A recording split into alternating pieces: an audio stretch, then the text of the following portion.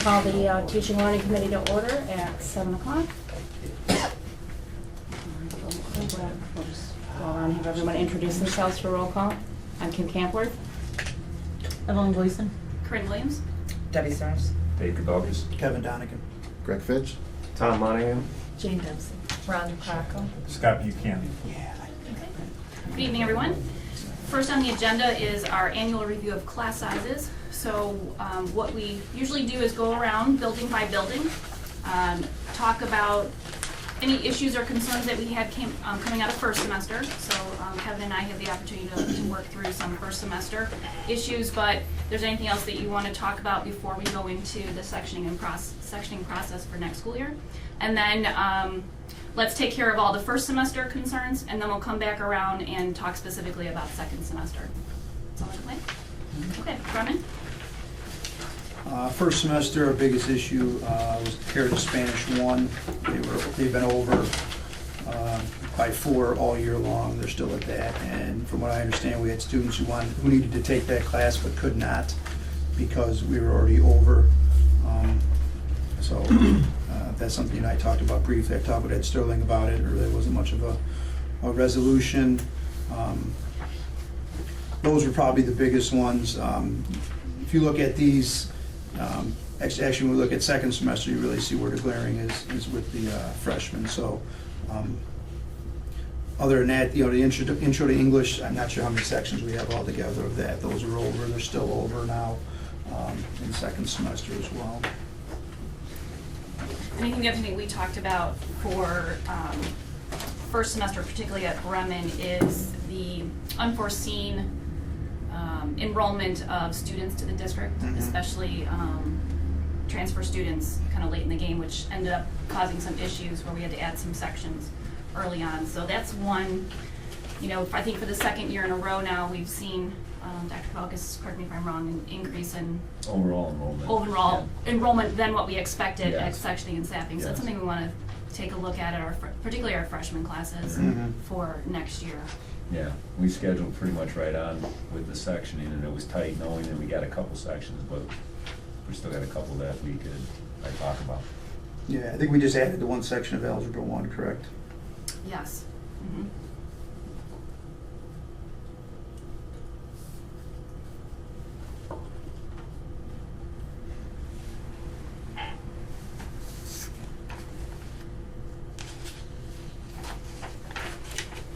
Anything else for semester concerns? TP. Rhonda, anything from first semester concerns that you and Sam talked about? Just that we had 6 classes that were over by 3. 2 of those were special ed classes, and we had a number of students transfer in. And they were also combined classes, so maybe we combined English 1 with English 2, or General Science 1 with General Science 2, so those were the 2 that were over. Honors Human Anatomy was over by 3, just 1 section. Algebra 1 was over by 3, 1 section. And Honors Spanish 2 was over by 4, but it was sectioned at 31. So it was section 3 over to begin with. So we kind of knew that going into it. And then regular Spanish 2, same thing. It was sectioned at almost 28 with a max of 28. So we ended up going 3 over there. So we had those 6. I know you and I had talked about Algebra 1 at the beginning of the year, but we just didn't have, we weren't over by enough and enough sections to really warrant adding another section, so that was it. Hillcrest? First semester, we added some special education sections for first semester. I think also a concern may have been in the health, some of our classes being over enrolled, but we've worked to resolve that for second semester. There was an unexpected number of special ed students who enrolled after sectioning. Yes. Specifically, special ed students enrolled after sectioning, much higher than was anticipated. So that did create the need for some movement there. But that was pretty much the only significant thing first semester. Okay. And Oak Forest? I think the only thing we really talked about at our first meeting was with the woodshop class, it's not woodshop, but with the classes inside the woodshop area, because Mr. Brown sort of wanted to have it capped at, +2 being, the total would be 24 kids. The 24 +2 is causing him problems with spacing. They have a certain amount of stations and a certain amount of workplaces, and as we talked about, I don't know if that's in the class's best interest when you're turning kids away from something like that. I think you sort of, we talked about, maybe adjusting the workspace a little bit. There's some machines in there and things that obviously might be a little outdated that might help them get a couple more, stations for the kids. I mean, like she said, I don't know if you really want to turn kids away that want to join those classes, but I understand his side of it. Safety is an issue, and when you have everybody working at a station, but you got a couple other kids kind of, wandering about or doing other assignments, it's tough to watch them. So, but yeah, this semester I think everything was under what he wanted, right? I think maybe he's Yeah. +1 on one of them, but Yeah, everything else was I fine. think we were within the window for all of them. and Oh, his yeah, we always concern were in the was window, just, yeah. Was just His that his thought was he wanted the how window high to the be, max was. Well, everybody would love the No, windows. I know, again, I understand, and, he's teaching a different type of class where, Sure. it's a lab situation and the kids are working hands-on with some machines and things like that, so I get what he's saying, but I also said, it's a big space, and I think he's just confined to certain stations because they have so much machinery in there. And I know, we had some talks about that, maybe rearranging the space a little bit. Yeah, too. maybe removing things that aren't being used. Yeah. Yeah, and that I was know, something you'd have to we've talk had to discussions about that even with Dwayne Dwayne. But I think as they kind of relook at their curriculum, some of the things that maybe haven't run in past years that they're keeping the machinery for because we have such an investment in it, Yeah. they don't want to get rid of in Sure. hopes that they can use some of those again, so. And I think the only other one was our second hour was pretty jam-packed Yeah. overall, where we didn't really have a lot of wiggle room for students to move around. I don't remember anybody being too high in the plus category, maybe a 1 PE class maybe, Yeah. but, Yeah, a couple of. and that usually only runs into a problem when the kids go into driver ed for a sophomore class. There's only so much space, they have the trailer room, the mobile, and so it's tough to fit that many kids in there, but as far as PE, it's not a concern. And luckily, some of those kids who already have their permit or their license don't go into driver ed, so then that frees up a little bit of space, and that's Sure. what happened this year, so. I think that was the only other one we spoke about.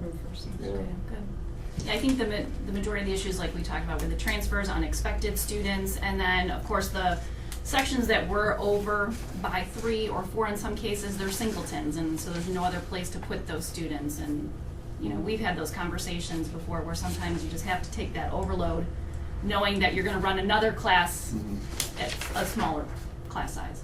We kind of it's a give and take going across all the different departments, different schools. So, okay, so first semester, it seems no real changes to the process other than we'll monitor Bremen, and then Hillcrest. It's hard with your transfers, your mobilities, although I think we did a pretty good job this year. It's the unexpected special ed students that came in that we just can't control. But, that's where we look at the numbers frequently, go to the board when we need to ask for sections, and they've been honoring those requests, which has been helpful. So let's talk about second semester. So, you all should have a copy of what I've put together. So we're looking at the December column. Over, under, and within represent second semester numbers. These were pulled as of November 30th. So as we go around to the different buildings, they may have some different figures. And that's where I brought up our data portal just in case we wanted to look at actual live numbers in case we had some specific questions. I do know since I pulled that number and I was doing my analysis, I've gone in and checked and things have already been changing in a positive direction. So while it may look high here, the reality is the APs have been working on doing some balancing. Okay, so let's start off with Bremen. Yeah, second semester, health. All right, second semester, all right, all of our healths are minimum 3 over. So we've got 2 at 5 over, 2 at 4 over, and one at 3 over, and those are all balanced. They looked at that today, they are as balanced as they can get. But they're still over. They are still significantly over. So What? that's- 36, 36, 36, 36, and 37. Yeah, do we know why we're so? I think I'm not sure on the numbers, but I want to say it was 7 or 8 are seniors who are repeating it. That was my initial thought, that the majority of them were seniors, but that's not necessarily the case. Nah, It's not- not yeah, enough to, Yeah. to trigger, Mhm. but yet Yeah. we weren't over that much in PE first semester. Yeah. I mean, no. we're up a few, I mean, but again, our freshman class is way up, I mean, it's up. So, I mean, those kids have to, you know, they're gonna go somewhere, you're gonna get it on the front end or the back end. Right now, we're on the back end here, unfortunately. Just had a thought too. Do we also know how many of these students were exempt for band in the first semester?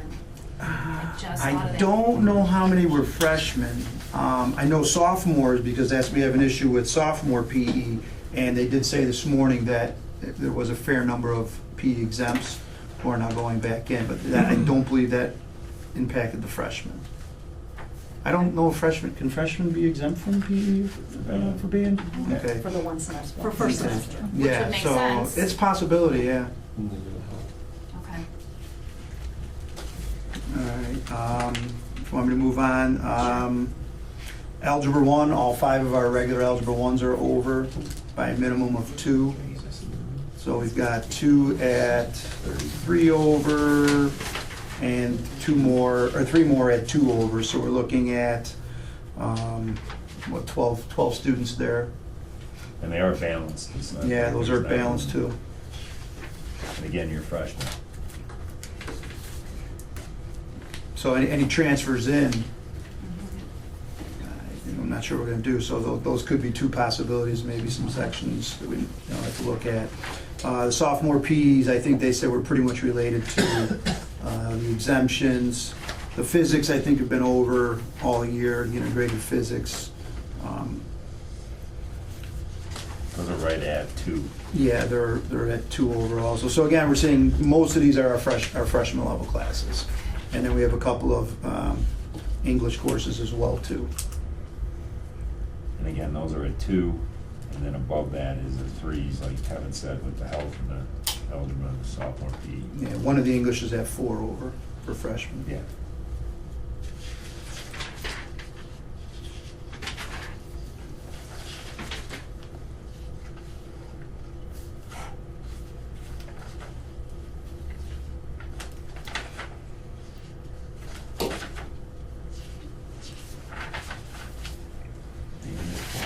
Yes. Very full. Over full. Business is good.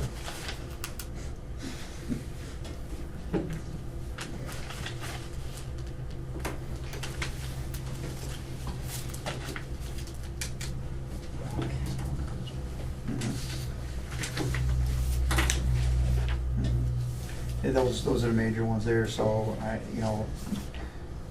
the bigger concerns, I think, are the algebras and the health, because any freshman that comes in, Well, they're gonna need all those classes, health, algebra, Yeah. IP, where we're kinda stuck is, What do you do? what do you do? Because you put a section in place, there's no guarantee Mhm. that you're gonna be able to shuffle those students around. And then, so you move them from, let's say, health, what's the ripple effect down? You may actually cause Mhm. more Might not be overage. able to balance them, and you still may have a small class now with 3 big classes still. Right, I think one solution, as I said to Kevin, is when we do our sectioning, I mean, we try to do a good job of keeping it tight, being very fiscally responsible, but it doesn't give us a lot of room for a possibility of the growth. We're gonna have another large freshman class next year, which again is good, but, I mean, right now, 4 years ago, we weren't close to being the biggest school in the district, and now we Now are we the are. biggest school in the district, so, the inn is getting full, and, the other part is, when you walk around there, we're pretty full classroom-wise. So not being able to put it in there's certain periods that we do not have rooms available. So that poses a problem too, because you might be able to find someone to teach the class, but you might not be able to put the class where you need to have it based on room availability. So it puts us in kind of a, early on, we can do that if we do it going into next year's sectioning. So I think that's something we really should look at next year, is give us a little bit more room there. at the 9th grade level. Yeah. Rhonda, Jane, answer a question for me, because I can't remember. Can we do students, particularly in band, do we know if they're gonna take the exemption before sectioning and staffing? The Yes. PE exemption, yes. Yeah. Okay. Can you make a note, can we have those numbers when we do our lock-in? Sure. Of how many kids? Yeah. We let John and Ed know too. That way we keep that in the forefront as we're considering those section numbers. I think we tend to forget those kids that have to come back in second semester. I know that happened a couple years ago with the driver's ed, which we Yeah. worked on making sure that was a little looser. But where are the other instances where students are coming back into second semester? Do I pretty know. much all band students take the exemption? I would say Oh, most. Yeah. High percentage? Because Yeah. most of them are Yeah. in marching band Right, for the first semester. right. Okay. Everybody except band one. Well, really. but if they're taking, the 7 classes, Mhm. so it's, if they have the overload, then they will take the exemption. But, students who just take the straight 6 wouldn't do it. Okay. Do you have many of those? We have more that take 7 in band, almost all. We used to have a lot more that took 7, and And now now, it's kids aren't changing? taking 7 as much as they used to, Okay. even 3 years ago. Okay. So, so that's kind of been a different change. Tinley? Almost the same concerns. So some of the classes I talked about earlier, the couple of special ed classes, a couple of world language Spanish classes, there's nothing you can do about them, they remain where they are. We had a couple of first semester classes fall off the over 3 list because of semester classes. So they were over 3 first semester, they won't be second, but then we had a few come back on the list for the same reason.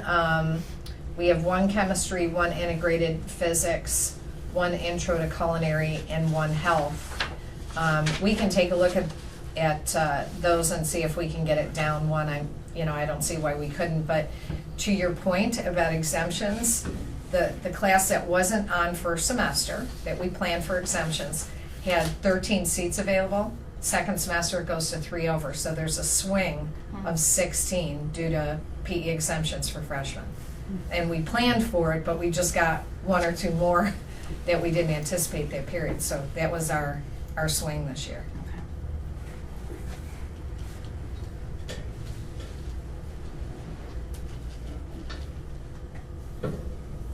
So I guess you're better off teaching the first semester class than the second semester. It's the same person, so it evens out. Yeah. Other than that, no. Yeah, no, and we have the same issue with rooms. We have some periods where we do not have 1 room available in the entire school. It just is what it is. Mhm. Yeah. Hillcrest.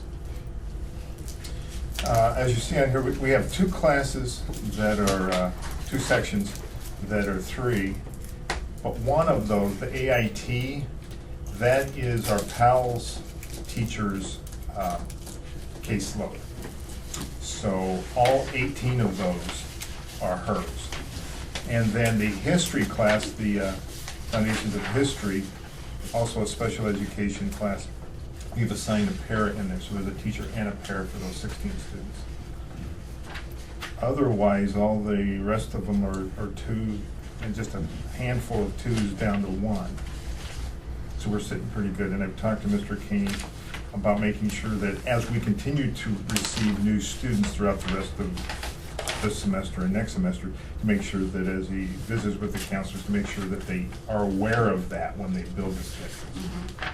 Especially if we have more special ed students coming in, Yeah. because many of those are the ones that are right now 1 or 2 over, are those, single or double run special ed classes, that there are just that many, and of course they come in by law, they have to go into that class, so that is that issue in there. Yeah, our PPS department did a really good job getting all those health numbers to balance, because they had freshmen coming out the doors in that health class, but Yeah. Yeah. they found a way to make them all 2 over, so did some good moving around there. For sure. Anything else? Concerns? Okay, Oak Forest. I don't think we really had anything from second semester that we had a concern about. I mean, like you said, the one that showed 4 over is actually a 3 over, so we really have 2 3 overs in the world language area. But, yeah, there were no concerns on the teachers' end at all. And it sounds like we had kind of the same thing happening this year too. We did have quite a few special ed transfer ins, but we actually had quite a few transfer outs for special ed as well.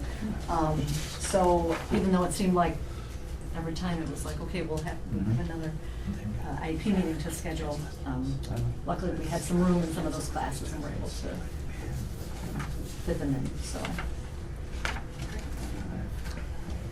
Overall, Tom and I pretty much talked about our second period. We have kind of the same problem that the other buildings have with, we fill every room second period, but there's still, that is our biggest. So even though you could balance everything, those second period are always so much bigger. So we'll have to talk about some creative things this year, you know, maybe really even letting the power scheduler system schedule it, but then really looking at, is it offering classes that maybe don't have as big of class maxes during second period, that we need to slide some things in, maybe that can house, you know, instead of a teacher teaching a class that maybe has a smaller class size, maybe have them teach something with a bigger class size just to accommodate all the bodies or something.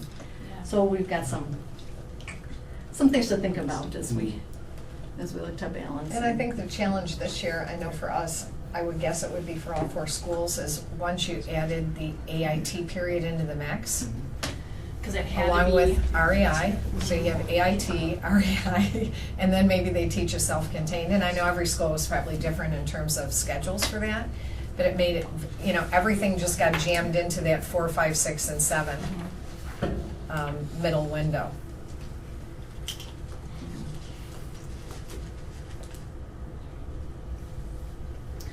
Any other comments, concerns?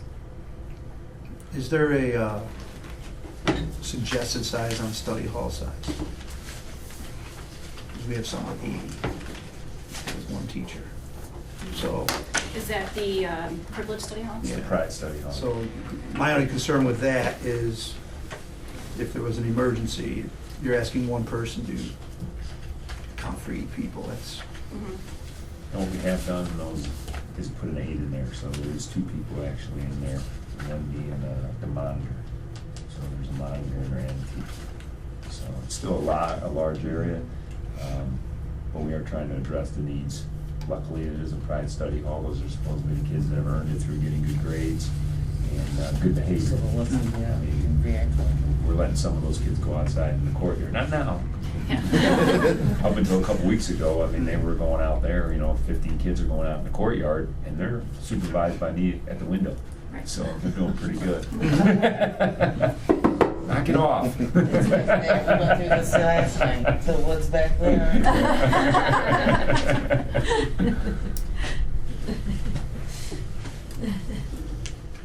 Board members, any questions? Just about the enrollment at Bremen. I presume you're talking to the feeder districts? What Yeah. kind, how long do they see this, how far down in their grades? I Well, guess? Kevin was commenting in his discussions with Ed that he's thinking possibly 380 kids for next year. So, I mean, Wow. that's a huge, Huge. yeah. I mean, the last 4 years, we've been up over 350, hardy over 350, which is great because if you look at it 8 years ago, we were, 1,100 kids. And we still didn't think we had enough room. So now we're up over 1,450 and it's like, it's really tight.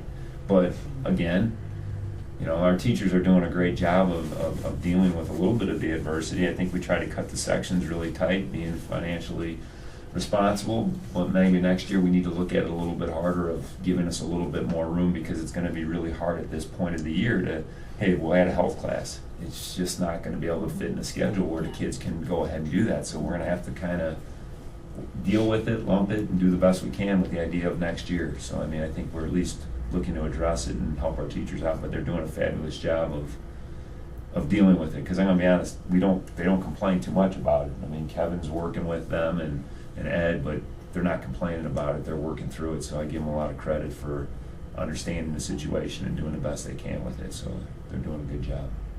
And do we have any idea of what's driving the special ed population? We just got 2 transfers in this week. This Are week. they coming from the city, from different states? All over, Everything?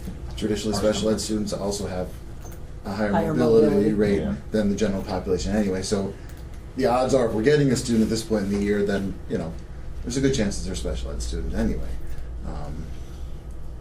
And of course then, and because those numbers are tight, it's more obvious, you know, Right. when we get one of those students, because their schedule is so crafted by what is required of Yeah. them. And we're getting not just students coming into our program for special ed, but we've seen, I haven't seen in all the years I've been here, we had 2 students within the last month, both 20 years old, wanting to come back who are special education students. So, Wow. yeah, and I've just never, I've never seen that in all these years. And so to have 2 in such a short period of time. So I think the economy is part of it, and A lot of Lots the of- workshops are closing. lots and of, things yes, like that. yeah, lots of factors. Yeah, in when they're there. being funded, these kids need somewhere to go. Mhm. Interesting. Questions? Comments? I want to thank everyone for their work this year on the numbers, and it's, again, we'll continue to have conversations throughout the year, and we'll definitely take these suggestions into section and staffing and see if we can continue to make this process smoother. I think we have a really solid process in place, and I think we've proven that over the years, and so it's a couple of tweaks here or there, and you know, watch the trend data and make sure that our teachers and our students have the best possible situation. So thank you for your efforts and appreciate you coming out tonight. It's been a few years since I sat on class size, but the last time I was here, the big thing was about nothing was balanced. It seemed like as the counselors went, whatever section came up, everybody was in the first period class. So it sounds like we're making progress. It's good to hear. And balancing is getting more challenging Oh, I'm with sure between it is. semester classes and things like, you know, the AIT period is phenomenal. I'm 100% supporter, but, you know, the more constraints you put on your ability to balance, the less balance it's gonna be, so. But at least people are looking at it, because, Oh, I mean, my the gosh. consensus back then was, oh, we just stuck them wherever, whatever number came up on the How computer, many that's where they times went. counselors spend balancing? I know mine spend a ton balancing. They do yeah, a lot yeah. of work, especially over the summer. In the summer, yeah, especially. That's been done, and I think one thing that really has helped us is going and looking at our courses and kind of streamlining and reducing the number of singletons, you know, removing classes that necessarily haven't been running for a while and really changing focus and you know, I'm thinking even back to science where we used to have 6 classes at the freshman level. Well, then you have all these singletons, it's so hard to balance, but you know, kind of funneling students through the same programs allows that flexibility for those one-offs here or there. I think between the curriculum process we have in place now, the sectioning process we have in place now, the pieces are fitting together better than they used to. Yeah, for sure. Well, it's good for everybody, the teachers and the kids. Yes. And looking at the data early in June, Yes. before class, Yeah. Yeah. you know, students start, helps a lot, so thank you. There's always a nightmare when it starts, though. God bless all of you on that first week of school.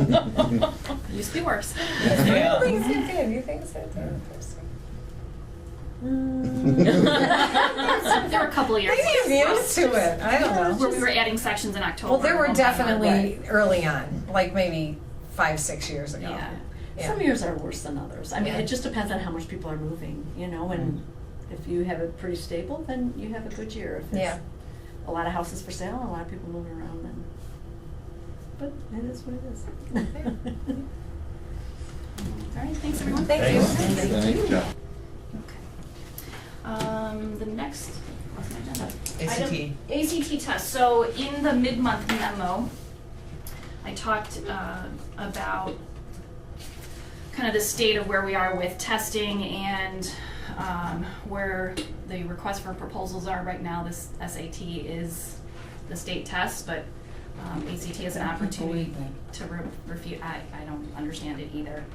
90% of the colleges in the Midwest Yes. are looking for ACT, so let's change it to SAT. Yes.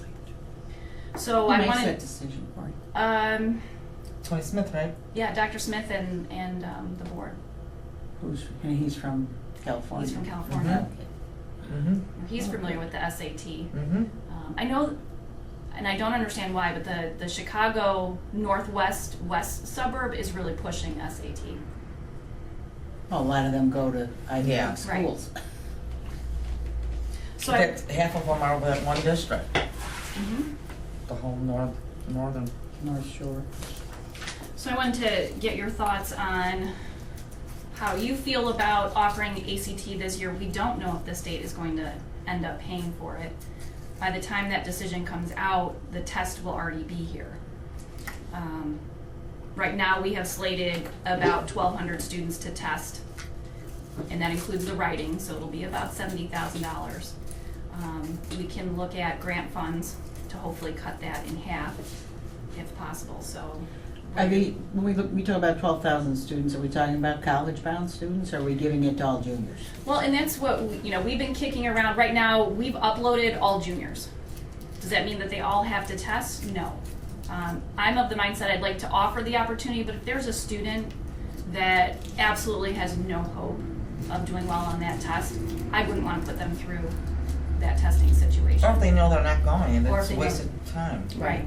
I mean, Or before all juniors took it Right. regardless. They had to. Yes. And didn't, I know at one point we had changed, we didn't say juniors, we said people who had 12 credits. 12 credits. I mean, I would be in favor of that. If they didn't have 12 credits, I don't know why we'd waste the money. I would Mhm. think that's a waste of money. Mm-hmm. You even got 12 credits by your third year, the odds of you doing well on the ACT are not very high. Mhm. And just, I mean, it's not a required test, so, am I correct? SAT is gonna be required? We don't know. We don't know because again, they're going through this whole rebuttal process. Okay, but Park is still separate and above? Park is separate and above. That is the state test. This is where it's still kind of a gray area See, the where Chicago Teachers Union, that's one of the things they're yelling about. Well, he's I don't think he's set on that. From when I talked to him, on which. Park either. No, I mean, based on just Who's he? Dr. Smith's reading between the lines, he's all but said, yeah, we have a 3-year contract. We're just right now because we have to. If I can come up with a different way, we're going to change. Well, if his different way is SAT, that's a bigger disaster than ACT. Right. Which I don't even know if we would offer that to our students because we've already been prepping for ACT. Yeah. Yeah. Our community has no idea what SAT is. Our teachers aren't familiar with it unless you came from the east or the west. And we're talking about offering this during the day, during is the during the class, school day. during the school day. Mhm. Not having them come if you want to take it in your home school on a Saturday. No, because it is the state testing day. If there's either a March testing or an April testing. And what are the So kids that don't take it, what will they do? So we would set up, like we did last year, we had the sophomores do a practice ACT. The seniors would do a college visit. Freshmen, I'm looking into potentially starting their park test that day. If we can't, they would stay at home. Okay. What about the kids that want to take the test that meet the, whatever requirements are set up, paying for a portion of the test? Do we have to pay for the whole thing? Are we obligated to do that? And the problem is you're in the middle of the year and all that money was billed in August when we're talking this year. It's not for next year, am I Right. correct? So what are you saying, that's something we should collect at registration time and we If could That's when you write a would, check? that's when Yeah. you would do it if you're gonna do it. So this year, Because there's times you go where you take it again, not just when it's Right, testing then you're day and you Oh, pay. absolutely. Yeah. We couldn't approach it that way, that if we're not gonna be required by the state to do it, and we have to pay for it, For next year, but I think we can't spring that on people now. and what is it per student, like It's 55? 56.50 including the writing. Yeah, how many kids wouldn't do it then because they couldn't come up with half the amount? That's the problem. Right. Well, we have to give them the opportunity. I don't see that we have a choice to change any which way. It would have to be far more in advance to let parents and students know that there's gonna be a change in the way we do it. Yeah. So, it is what it is. So our recommendation, 12 credits. I think that, we're not giving it to special ed kids. Mhm. I think 12 credits is sensible. if you can figure out what to do with the other people who don't meet that. Do you have any sense of how many that would be? No. No, in some years, you're talking, it could be 80 to 100 students per building. Well, that.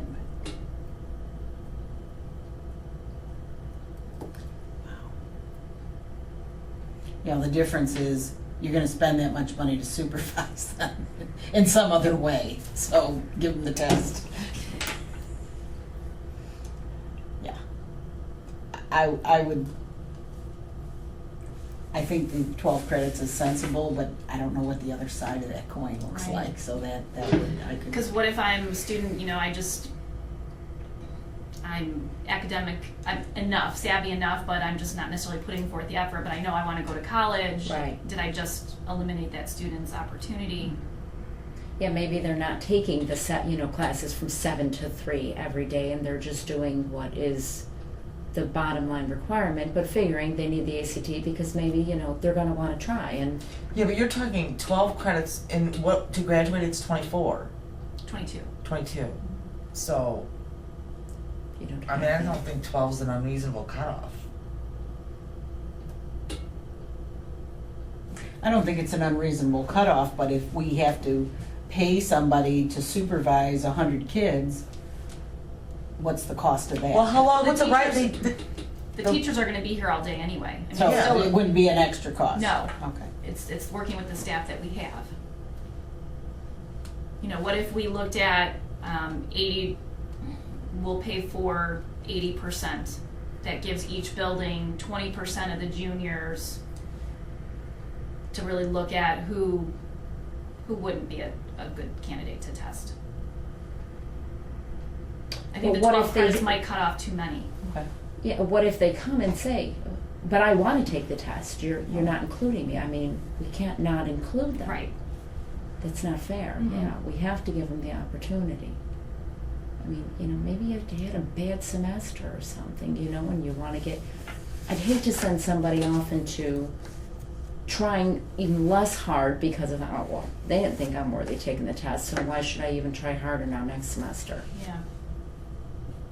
You want the kids to open their mind, to think, to work a little harder, but if they're, I understand what you're saying, but there's a possibility that you're talking about a 5th-year kid who's possibly taking it a year before he has to, too. True, but that let's play out if by the time they're a senior, what if the ACT's not here anymore? Yeah. Then we don't care. I think that's a whole other fight and we better get in it. Who do we call? Who do we start a letter campaign with or a? Tony. Tony, yeah.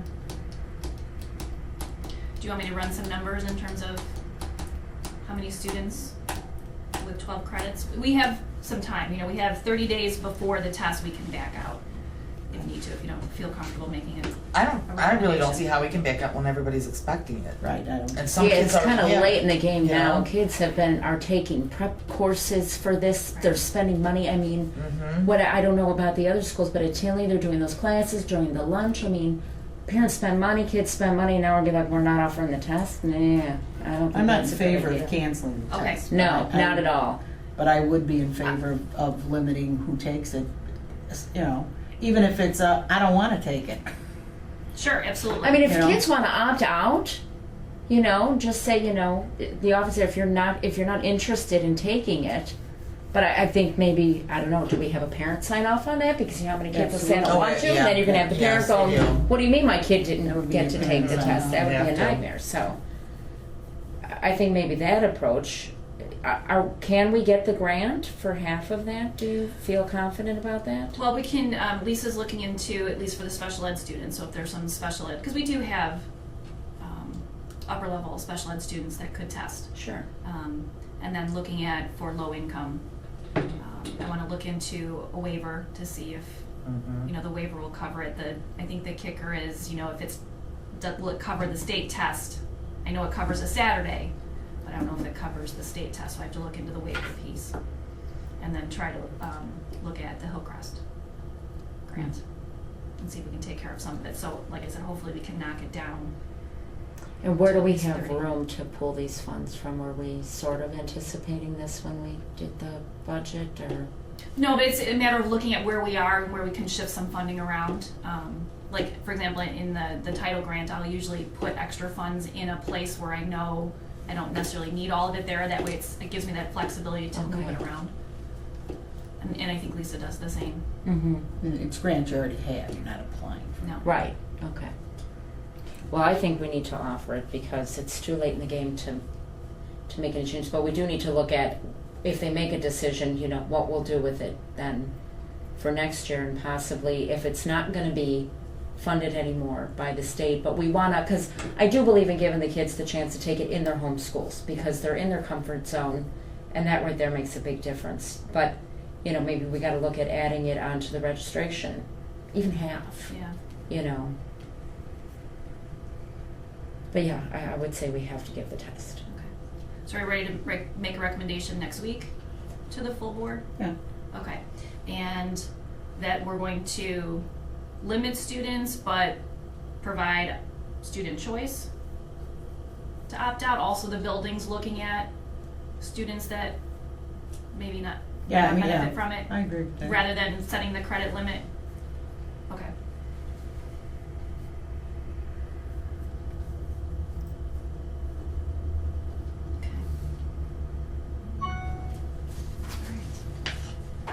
Next item I want to talk about is in English.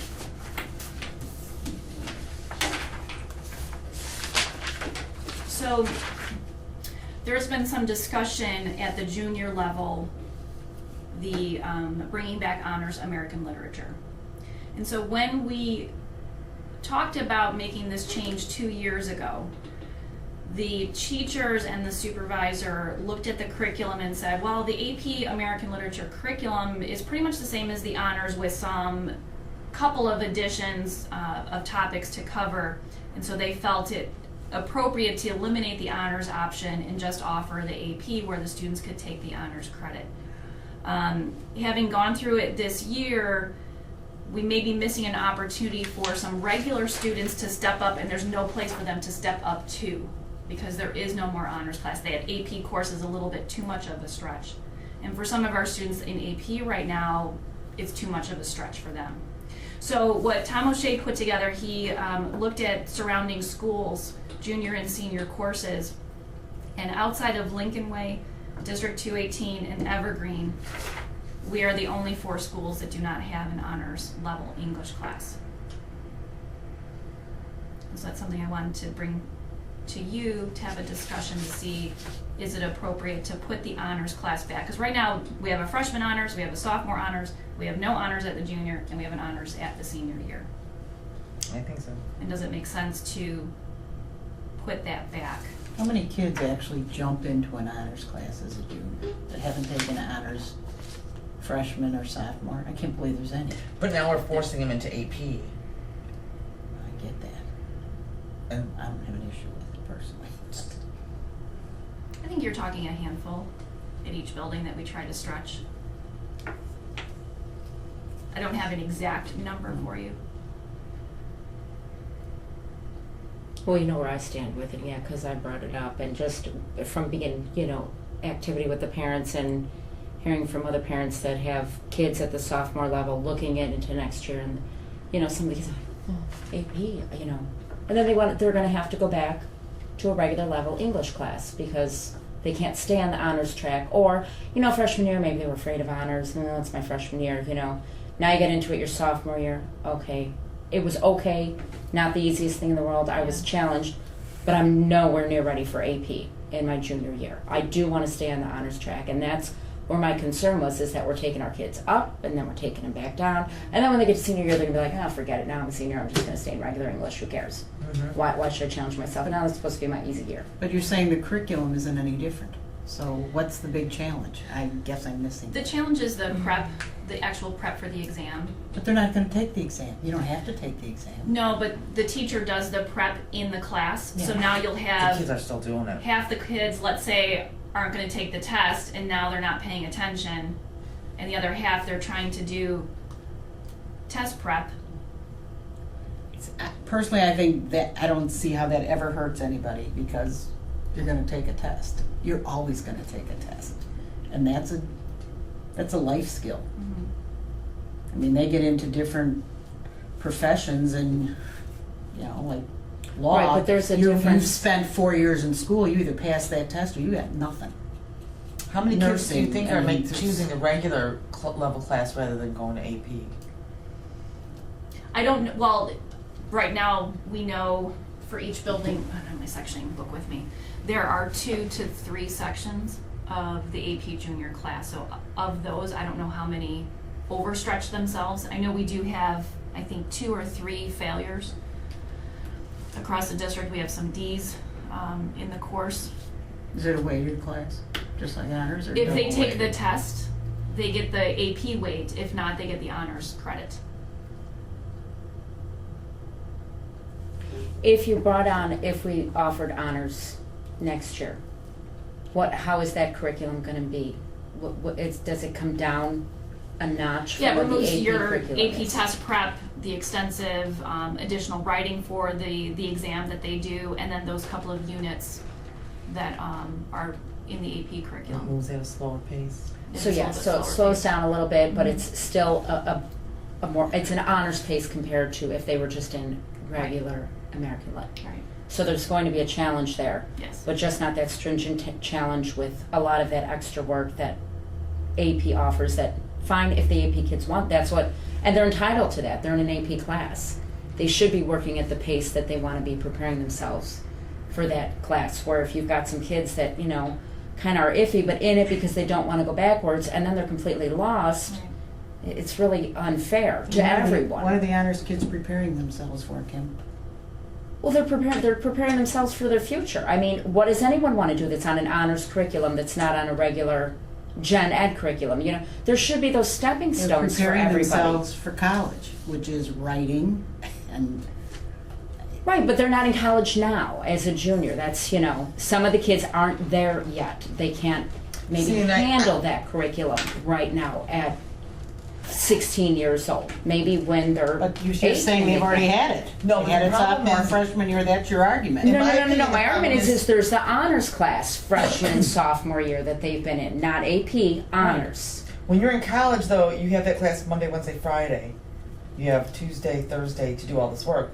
When you're in high school, you don't because you're doing all your other classes. If we're gonna have strict AP, you're an AP curriculum. Let's do them on a college schedule. I've been in college, and believe me, I didn't spend my off time killing myself. I've had people say to me, "You're taking 15 hours, what do they do the other 25 hours of the week?" But It ain't studying, we all know that. But you're not sitting in a classroom for 8 hours a day where you have to be there. Right, and then the kids are trying to be in extracurriculars and clubs and sports It's and like you know college. what It's else. like college. You're working, Yeah, but and you're much more in the mature when you're in sorority, and college. Oh, I know. You're not 15 or 16. You can get yourself around. Yeah, I don't our know, I goal is just- to prepare them to be in this world that we live in, and they Right, better and be some ready. are ready for the AP track at 15 and 16, and some need to be on an honors track, and some need to be on I think a the regular difference level. between AP and honor is minuscule. I I fail to see the disagree. difference. I hear what the workloads are from the students, from the parents, and I think it's very different, and it should be different. Because if the AP kids are looking for that challenge, for that college credit, they're entitled to that AP curriculum, to that college level curriculum. Not everybody is there. There should be something in between to offer challenge to the kids. Other kids are going to go back to regular American Lit and sit there and get a 99, a 100 with their eyes closed. They're not at all being challenged. But yet an AP curriculum is maybe going to be just a little too overwhelming for them. Now they're going to get a D. What are they learning? I worry about the regular kid that has no opportunity to move up. Right. I don't see that happening. I mean, my experience with kids and in teaching is they either want the challenge or they don't. The ones who don't want it are not growing into it during college or during high school. That's my opinion. I mean, obviously, the majority feels differently, so, you know, but we are talking about cutting expenses. Sounds to me like we're offering another section just to keep everybody happy, Well, no, it pat them wouldn't- on the head. It wouldn't affect FTE because you're gonna still have X number of, if you have 100 juniors that are taking English, it's still gonna be 100 juniors, whether if 3 sections go to AP and 1 goes to honors, or 2 go to honors and 2 go to AP. We're not gonna add a section just for these students. It's gonna be based upon the enrollment that we have. And what's gonna be the enrollment? The window that we There's had that before. many there that, you know, a third of them want to take honors rather than AP. And that's something we could cap it to 1 section. I mean, I think we've worked to force the kids into stretching themselves, and now I just feel like it's a step backwards.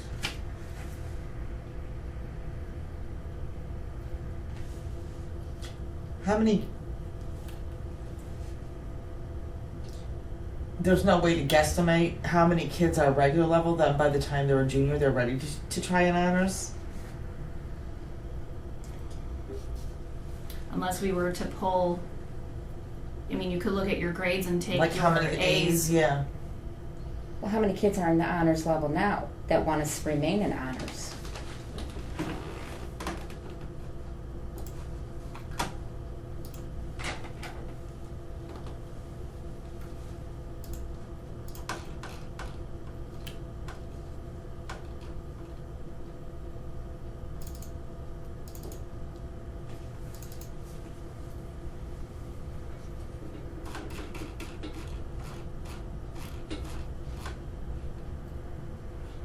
Bremen, we have 85 students sitting in senior studies in Brit Lit.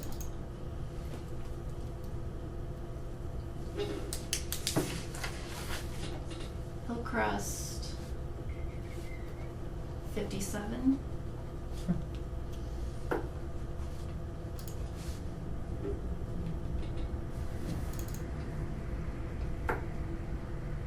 TP, 100.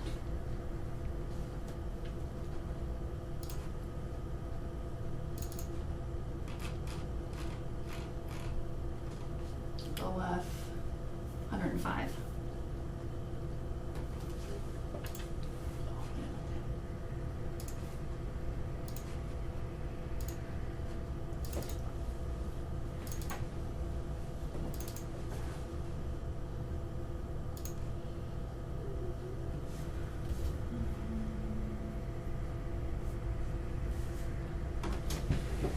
I'm gonna look at my history of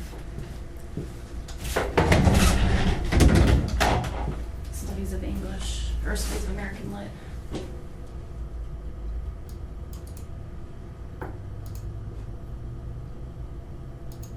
Kim, I don't understand, you ran on a platform of where, you know, student achievement isn't good enough, and now you want to water it down. It seems contradictory. I'm not trying to water anything down. I'm Well, trying that's to give the exactly what kids you're on the doing. average level classes a chance to improve themselves without sinking their ship.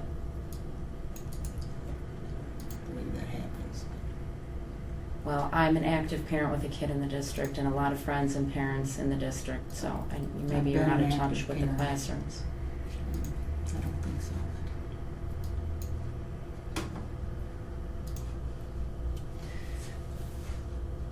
It's a lot of time that kids don't want to spend all their time to do all the work. That's all I keep hearing is they don't want to do the work. Yeah, They got to that's do what it is. extracurriculars. So to me, that sounds like watering it down. No, extracurriculars make a well-rounded individual. Absolutely. And my kids participated in a lot of extracurriculars and took honors classes and AP classes and survived and are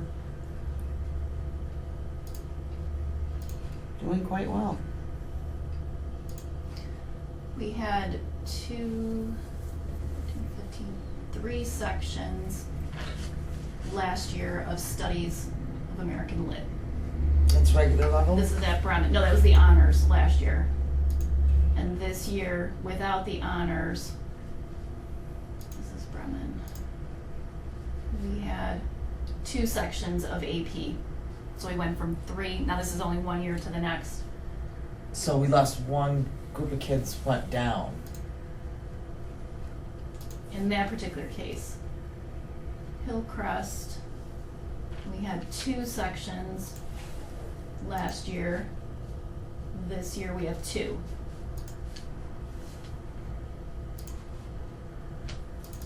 This is AP you're talking about now? From From honors last year to AP this year, Okay.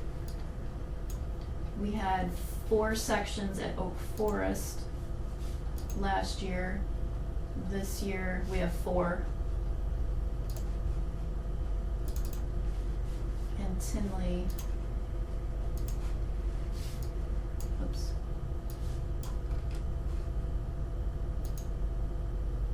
3 sections last year of honors to 3 sections of AP this year. So we lost one section in 4 schools.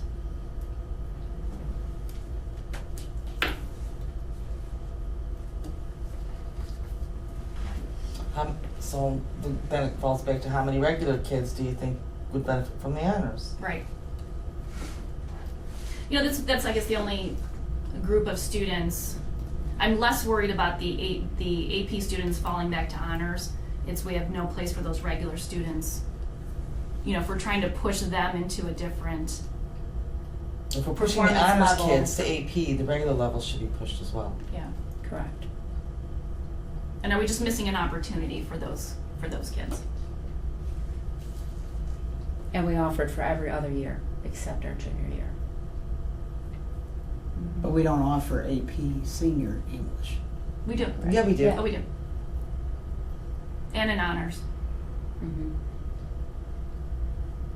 Then why did we cut it in the junior year? I'm thoroughly confused. I think the thought was, you know, if it is the same, why do we need both? But after going through it, it might not have been the best decision. What's the difference between the AP at junior and senior level? Is it the same class? No, the Between AP and honors. junior AP So we have curriculum. an AP junior class and an AP senior. Oh, yeah. Yes, one is language based, so it's more about the mechanics and the writing, and the senior AP course is literature. They have to And you read. can get college credit for both of those. Yep, they're 2 different names, 2 different courses. So the senior level course is the Reading. grammar one? No, it's Senior is- reading and writing. it's the Papers on what you literature. read. And it's old world literature, as opposed to, that's why they left the honors course at the senior level, because it's contemporary literature. It's 2 completely different styles of literature. And what do you think the chances then of a kid maybe that goes into junior year in the honors English, then maybe gets confident enough to take AP their senior year? Well, that was our pattern before. We never offered the AP language at the junior At the year until junior this year. year. This is the first year. This is the first year. We had a couple of teachers, actually one in particular at Tinley, that piloted it in the honors course. But this is the first year that we actually truly offered the AP course. The reason we put it in place is those students that took the test never got the AP credit because it wasn't an AP class. Mhm.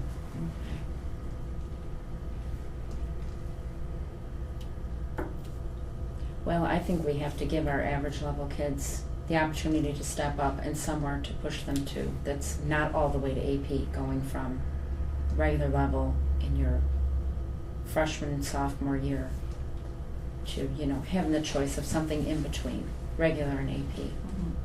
And the kids that are on the honors level now that maybe don't want to get into the AP, but keeping them on that honors course. That's my thinking.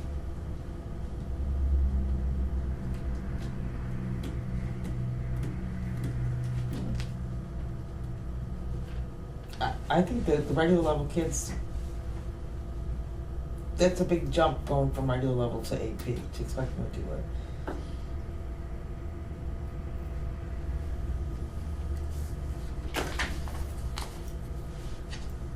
I don't think the numbers bear out the argument from what you've just shown me.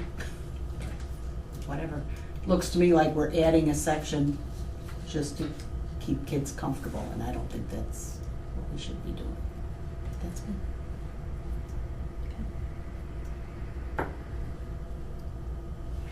Well, you said it could be one section, right? Mhm. Because you think that, so that's what, 28, 30 kids, Mhm. regular kids that could have an honors level class where they wouldn't have taken it otherwise. But it's an additional class then. If you've They got would've all had- the honors classes going into AP and you throw in an honors class, isn't that an extra class? No, Extra because it's the section? regular kids are gonna get You it. think that you're gonna get 20 regular kids in each building to jump into honors in their junior year? Who If they- haven't been there. That's Well, the way where it are the used to kids be. that are in honors now gonna go that don't wanna go to AP next year? They're gonna have to go to regular. Regular. So you're gonna have an increase possibly there. But what she just showed you, Kim, is it doesn't bear out. The kids didn't do that. They didn't drop back to regular. They took the AP class. But this is the first year there is no honors English in the junior year, correct? Right. So they had no choice.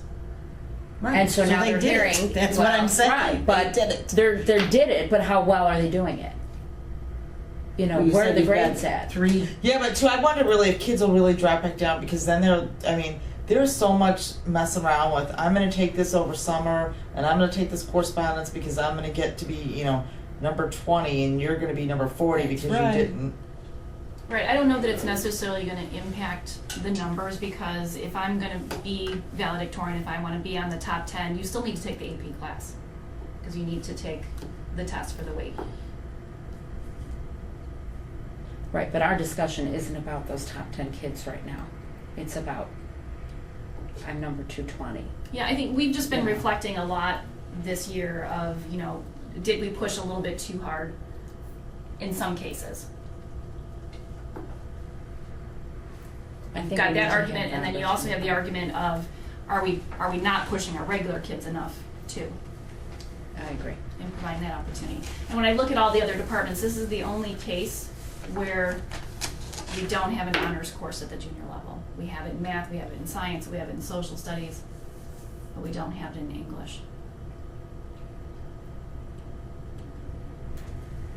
So we're gonna move forward with a recommendation to add honors American Lit.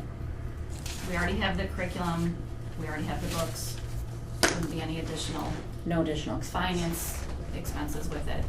If you had a section that you didn't need, then there's a huge expense. Which we're gonna look at.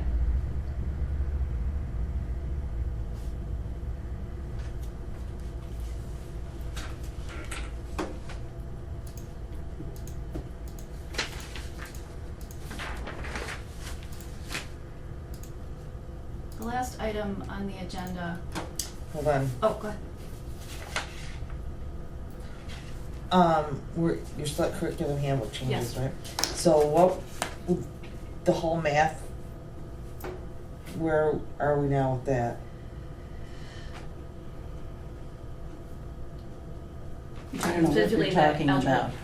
Okay, So same thing with this, we may have over pushed kids, some kids are not succeeding at other regular classes or where they should be because they're not getting the foundations where they should have at the beginning.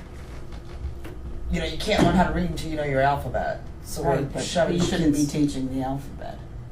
That's the Right. decision we came to several years But ago. what choice do we have if we have to, some kind of hybrid thing where we're giving them some kind of foundation, otherwise they're not gonna be successful the whole time. Well, what, can you expand upon what you're talking about a little bit? So we used to have like remedial math, because kids were coming in 2nd, 3rd grade. At the freshman level? Yeah. And then we said, well, this isn't helping them because they need to be in algebra. So we started algebra, but then now a lot of kids are just like, I don't know what's going on. What about the topics of algebra? Is that not helping kids that are struggling with algebra? we don't have the topics class anymore, the geometry or the algebra. So there are some concerns right now about the math curriculum, the math sequencing. We've got a lot of things going on in terms of math. What is the current sequence? The current sequence is Algebra 1, Geometry, Algebra 2. I know. That's what it was when I went to school. Right, but we used to have pre-algebra, transitions to geometry and pre-algebra, which we dropped. We still have pre-algebra, we have Algebra 1 extended. We used to have Algebra 1 upper, we dropped that. We still have extended? We do have extended. we have Honors Algebra 1, the Honors Geometry, Honors Algebra 2, College Algebra Trig, Pre-Calc, Calculus, and for a while we also had topics in Geometry and topics in Algebra 2. What's the difference? The difference is it was based on grades. So, you know, if you're getting a D and an E in Algebra 1, you went to topics in Geometry. Totally different animals. Yeah, that doesn't make sense. Totally but- different animals. I agree. So we're coming off of prerequisites where students were dropped down based upon grades. Okay. The less rigorous curriculum still covers some basic core, but they're not being exposed to the core curriculum, which you saw in the Committee of the Whole report. The kids aren't in Algebra 1, Geometry, Algebra 2. They have no chance of doing well in the ACT. So we have some curricular issues going on in terms of sequencing, in terms of what we're teaching to students, but we also recognize we have a population of students, and it's not a large population, but some students that are just not mathematically inclined. I never will be. And exactly, if they don't have the skill sets coming into us, they're not going to develop those skill sets when they leave us. So Sandy Lessentine, my new math supervisor, is going to be working with the teachers to start having that conversation of what do we do with those students, and looking at more of the applied mathematics. So when you have to go take your ironworkers test and it actually has geometry on it, do you know how to approach it, and doing more of that applied pieces to it. So we have a lot of things going on that are causing some issues right now with our students, because we have some students that are struggling in math. Yes, we're doing some stop gaps. We've also started the articulation with the feeder schools, which is huge. We're in a really good spot right now. After our first meeting, the teachers are excited. But that's going to be a couple of years before we would. It will be, but it's good that we're starting that conversation right, now. absolutely. And even the 6th grade teachers, they're saying they're already seeing a change from the K to 5. The kids are having better math skills coming to them. We just all in the middle have had to deal with Common Core and the fact that, you know, we're all trying to figure this out, and we don't have that luxury of having students come through the system. So we see a change coming through with our math students, but that's not necessarily addressing the needs right now. Okay. So she is going to be working with the teachers to come up with a plan of, you know, we keep the traditional track, but do we need to do some sort of an integrated Math 1, Math 2, and then that applied mathematics? So if you're going into different career facets, let's look at the application piece of it Good. to help them be successful. I like So- that idea. Yes, and they're not failing for 4 years. Exactly. But you cannot be successful on the ACT if you haven't had Algebra 2. But they Cannot. don't care because ACT's Cannot. going away. We're not going to. They're not gonna take it anyway if We're not they're gonna looking measure It that. might be into. going away as a state test, but it's not going away as a college entrance, not in the But Midwest. they're not. These kids aren't going to college. No, we don't know that. We don't, and so we want to make sure that what topics are covered, can we leave that into that applied piece? I think half the battle is that theory. Some of the students don't grasp the theory, they have to actually see it in motion. And that's where we need to make a shift. Even in our traditional track, I think we're losing kids because they don't understand, how is this going to help me? Where am I actually going to use this? Right. And fortunately, Sandy has that experience coming from Crete. She really worked with the teachers and that application level. You know, less time of that drill and kill and more about, well, why do you think this is this way? How did you come to that conclusion? More writing, more reading and math than what we're currently doing.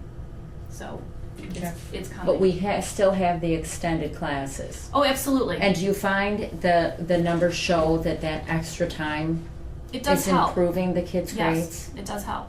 As opposed to where if those kids were in topics? Can you compare the two? Can you compare extended to topics, or are there two different curriculums? They are two, well, yes, they are two different curriculums, and that's something we need to look at, is look at that trend data of, okay, the kids coming out of extended, are they as successful as the kids in the regular track? You know, where do they end up? Yeah. You know, that would be a helpful piece of information. And even in the pre-algebra students, how do those students, when they go to extended, you know, they're ending up in geometry as a junior, what are we doing for those students to help them be successful? And is there something, you know, I'm not a math whiz, is there some mathematical equation that says Algebra 1, then Geometry, then Algebra 2, where these kids grasp the Algebra 1, now they don't have it for an entire year, I know, and I then don't you go understand. back to it? I don't understand It would be that like concept. trying to learn Spanish, then you take a year off, and now you're going back into it. I just, Yeah, It you can totally makes- be successful in algebra and suck at geometry. I never got geometry. Yeah, geometry Or could the be other way great around. and algebra is awful. So just do your two algebras and get into your geometry. And does that feed into what the Calculus senior and level? shit, yeah. Yeah. It sounds to me like the whole thing should be Yes. revamped. Absolutely, and that's where I think the integrated approach, so your core may be algebra, but you're weaving geometry and algebra 2 into that freshman course, and while your core may be geometry, you're revisiting algebra 1, but you're bringing algebra 2 and statistics in. You know, it's that building up. Yeah, so it's just not completely forgotten for an Isolated. entire year, Yeah. you know? But it also- Especially the kids that hate it think, woohoo, I'm out of it, you In know? the sciences too, didn't we move physics to the freshman year? We did, and so that's where Sandy, You better know some math if you're taking physics. some, but I think we can do even a stronger alignment between the algebra 1 and the integrated physics would be really good. Yeah. So changes are coming. Okay. Good to hear. Yes. Okay. So I wanted to spend some time talking about teacher evaluations. I know several of you have commented about it with me. I know some of you had conversations with Bill about teacher anxiety, administrator anxiety with this whole process. So I thought it would be appropriate to revisit the evaluation process at this time. And as I was putting this together, I'm thinking we probably want to look at this over successive meetings. Today we're just going to do some history. January we're actually going to delve into the Danielson framework. And then in February we'll look at the student growth model piece so that you're fully understanding of all the different pieces. So first, let me put the screen, this is probably a little bit blinding. Corey, Yeah. Bill had said he had observed a disconnect between, like, the committee was not adequately informing the teachers of how things were supposed to go. No, early on, we only had 2 JFA representatives on the committee. And after the first summer, we decided to expand that to representation at each building. And we also put procedures in place where SIP days, the DEC, it's called the District Evaluation Committee, and the administration were making presentations, so every building had the same presentation. There were points along the way where buildings weren't necessarily represented to the fullest extent for whatever reason. Some people didn't feel comfortable going to their building rep, and so that information necessarily didn't come back to the table, or they didn't take the information from the table back to their building. So there is some miscommunication pieces, yes. Okay. Absolutely, and it's been ebbing and flowing. Part of it is this has been an extensive amount of work. You know, when we go into the history, you'll see we've been working on this since 2009. Some people don't necessarily have the stamina to deal with, you know, when you're putting in 100 hours over the summer, some people feel like they have other things that they want to do and not necessarily put the time in, and that I can't control. Mm-hmm. You know, so we're trying to make sure that each building is represented. We have good representatives right now. But first, I just wanted to talk about the improvement process. Our overarching goals, we want students to be college and career ready by the time that they leave us. I think that's something we would all agree on. That's part of our district goals. We believe that all students can learn. We have 3 areas of focus: academic achievement, college and career development, and the learning environment. So each facet of our organization, for example, the deans focus on the learning environment. The PPS focuses on college and career development, and then supervisors focus on academic achievement. So I wanted to ask you this: how do we improve student achievement for all students? Challenge Challenge them through rigorous courses, right?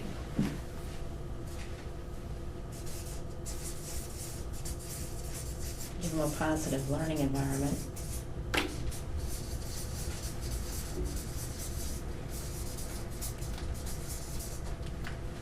What do you mean by that? What do I mean by that? Where the teacher and everyone else that they're surrounded with in the classroom is excited about being there. They're, you know, I thought you were talking about physical, the building was comfortable and well lit and Oh, well, sure, that always helps, but, you know, being excited to be there, having your teacher be excited to, you know, teach you pretty much every day. Everyone has their off days, you know, but, Mhm. I think kind of going along with that, and I'll put this in quotes because early on, you know, teachers wanted to make sure they had a safe classroom, but for them that meant well disciplined. But that's not necessarily what this means. Safe means I'm comfortable to share. I'm comfortable to make mistakes. You know, so I think that kind of ties back into that positive learning environment. How else do we improve student achievement? Teaching into the various, what do they call them? Some are auditory learners, some are visual learners, some are hands-on. So doing that differentiated instruction. making sure our teachers have the tools they need to teach the kids.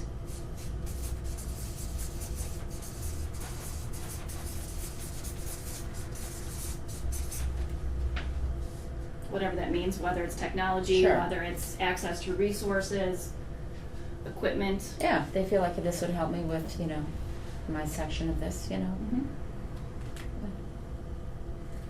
I think you have to make it relevant. Mhm.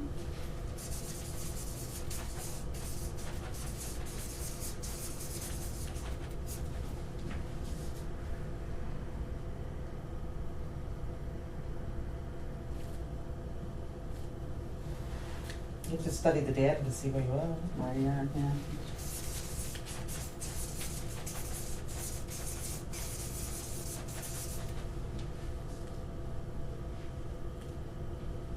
Before and after. Mhm. And having the students and the teachers accountable for their outcomes, for their work.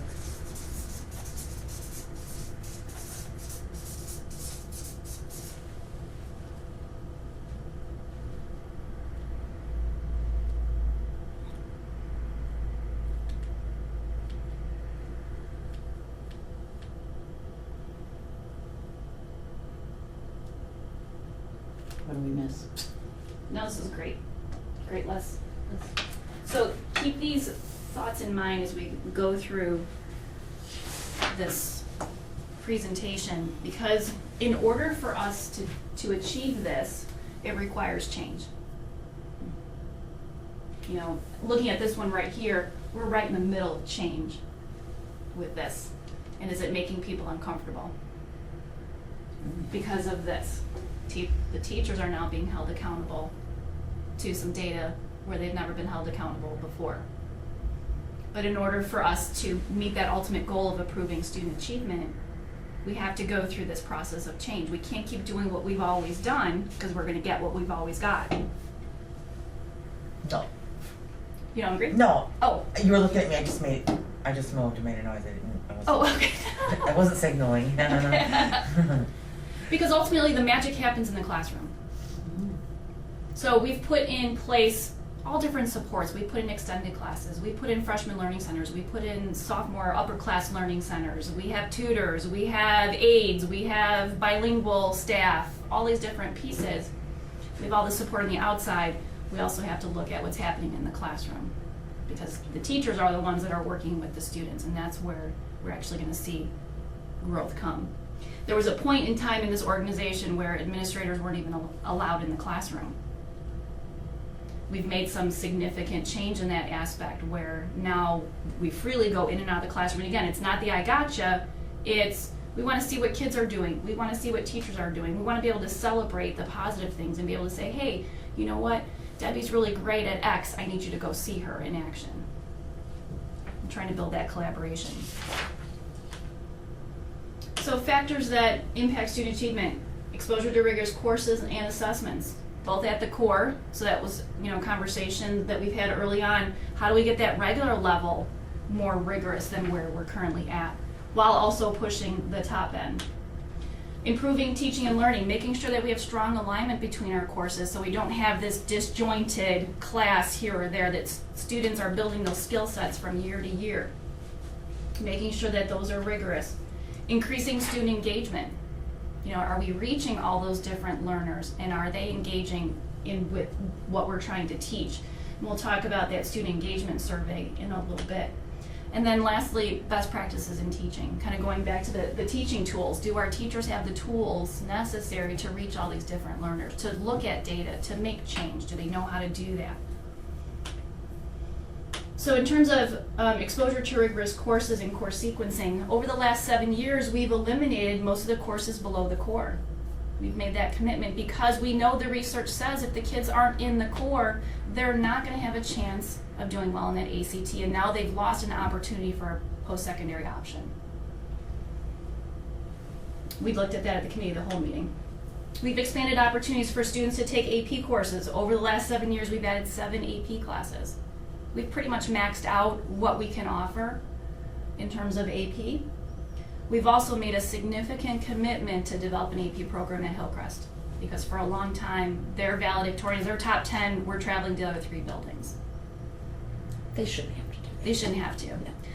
Now they're seeing success. The teachers feel confident to teach those courses. The kids feel confident that they can do it. Our AP numbers at Hillcrest are growing, and it's phenomenal. We've made a lot of effort in reassigning co-teaching. I remember back when I was a teacher, we used to co-teach a mech tech class or an art class. And again, we want to put our emphasis at the core level. So we reassigned all of our co-teachers to the core classes.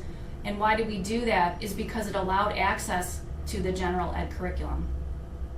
Most of the special ed students only went to PE, or they only went to art, or they only went to an industrial tech class, which are important, but they weren't exposed to the core curriculum. This afforded them the opportunity to get the core curriculum. Right now, we're focusing on aligning the self-contained classes to the gen ed. So what we talked about at the last board meeting, the realignment, the renaming, these self-contained teachers are going to take the gen ed curriculum and modify it for their students. So we know that all students are getting the same. In terms of course alignment, increasing our rigor, we use the process of understanding by design. We've been doing this now for 15 years, making sure that we're aligned to Common Core. So just some frame of reference in terms of time and new standards that are being adopted. In June 2010, the state adopted the Common Core English Language Arts standards and the Common Core Math standards. English is strongly aligned to the standards, so freshman year, first quarter, they're working on X number of skills. Second quarter, it's X number of skills and they build. And they've shifted away from, let's read this novel, to we're reading this book because it teaches this skill. Or we want to talk about setting and it's a really good book that develops setting, as opposed to we're just going to read this novel for the sake of reading. Math, we do have some work to do in terms of aligning to that Common Core, and again, showing the application of the math. Why do you need to know this? Where does it apply? Doing some more reading and writing. February 2014, the Next Generation Science Standards were adopted by the state. The science department was actually ahead of the game in terms of rewriting their curriculum to meet NGSS standards. And they've already completed biology. They're on their capstone course, the geometry and astronomy, which is in motion right now. They're doing some tweaks to make sure that it's strongly aligned. This summer, the state adopted College Career and Civic Life Framework. Those are the new social studies standards. So that's something that we're going to have to unpack with our teachers.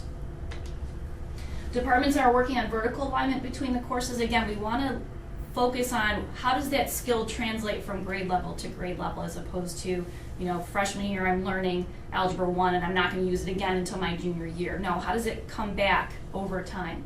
The articulation with the feeder schools, we're in the best spot that we've ever been with our feeder schools. That's, I think, a huge piece to the math disconnect. It is. To everything, all of but our especially courses. that math. The collaboration that we're building with our feeder schools has been phenomenal. And I'm really excited, especially now with the math. And the teachers are excited to share about assessments and, getting into some really deep curricular conversations. Because we're sharing with them, here's what we're struggling with. Well, come to find out they're struggling with the same thing. So how can we help each other and reduce this gap that we're seeing? 143 teaching algebra now. Everyone is teaching algebra. Not everyone is taking it though, right? Well, In 8th grade. we want to make sure, they want their kids to be Everyone's successful. algebra's different though. Correct. But 143 wasn't even teaching. No, they weren't. Prairie Hills period, wasn't. at all. Right, now they are teaching it. So our job is to make sure together? Are we doing what's required of Common Core? And what we're finding is we want to make sure that the honor students who are testing in geometry, that they have what they need for Algebra 2. What we're finding is they're not necessarily strong in the second semester of Algebra 1, which is hurting them when they get to Algebra 2. So those are things that we're going to shore up with them. But we're in a nice place. Development of common assessments that reflect higher order thinking questions. So going back to that rigor and how do we lift the rigor of all of our classes. Last year we developed these type 2 assessments, which we'll talk more in depth when we get to the student growth model piece. But all 9th grade classes, some 10th grade and some 11th grade courses have specific type 2 assessments that are written at the same level of rigor that focus on Common Core reading standards 1, 7, and 8. Brand new. That caused a lot of anxiety because we've never assessed this way before. And this year we're actually collecting data. By February we'll be able to look at that data and see how the students are doing. How is that assessment given? It's given in a class period. It's a multiple choice test. Okay. So it's not part of the No. part of the final or? The post-assessment is part of the final in social studies and English. Otherwise, they have 10 days at the end of the semester to give their assessment. Mm-hmm. In terms of student engagement, we're going to take a look at some data. So here's where we're really making a shift in this organization to not look at a piece of data in isolation, but to look at data from multiple sources and see what is it telling us about something. In terms of student engagement, the CSI, which is the Center for School Improvement, they're a state organization that's been working with us because we are a priority district. They did observations back in winter of 2013. And what they found is students were not engaged in higher order thinking. Discussions were sometimes meaningful and often dominated by the teacher. And there was an inconsistent level of student engagement.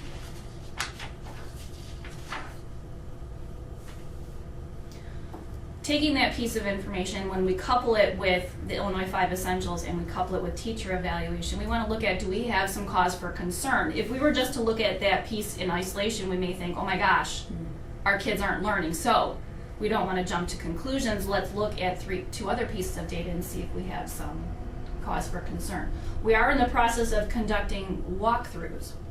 So this is going to be a new worthy target for us in terms of our district improvement plan. Administrators and actually teachers are getting into the classroom and using the same tool to look at what students are doing. So when I walk into a classroom, I'm quickly scanning my room and I'm seeing the level of engagement of the students. And what we're going to do is we're going to compare that to actual research. What does the research say? How much time should students be spending at different levels? How much time should they be spending in the discussion? How much time should be direct instruction? How much time should it be their own self-work? And we want to see, is this truly valid that our kids aren't engaged in higher order?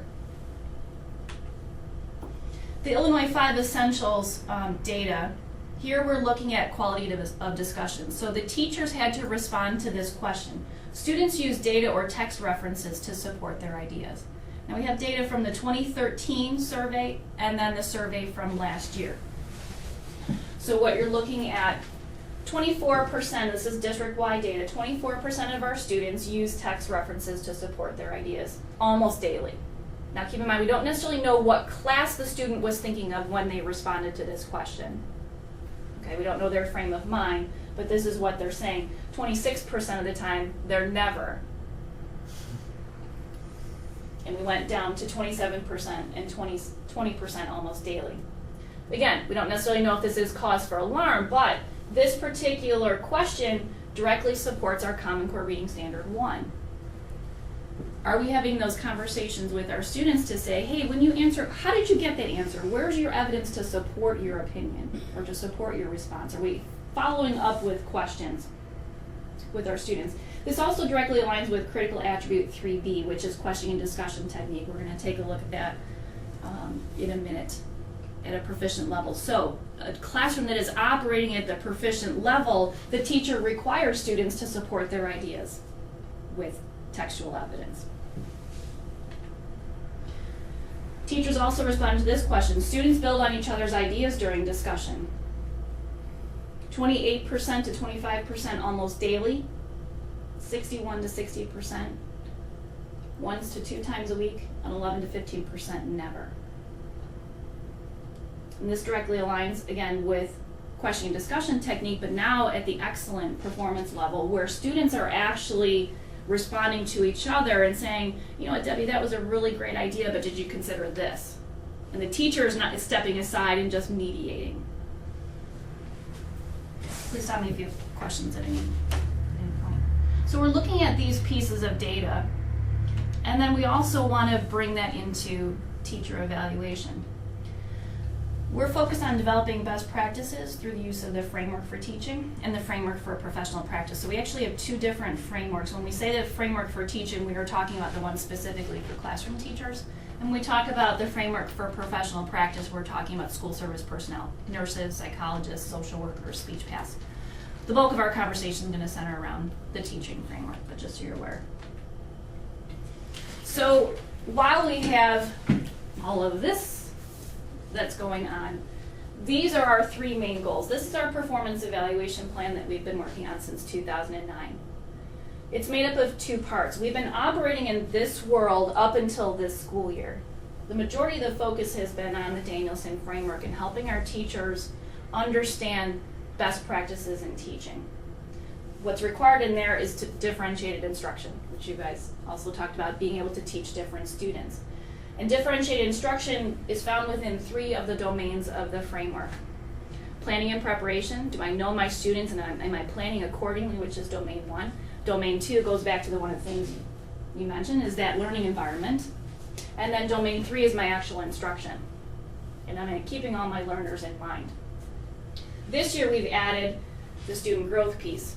So 30% of the teacher's evaluation is coming from the data. So this piece about holding teachers accountable is causing some anxiety. And 70% comes from their actual practice. Student growth is determined by two types of data.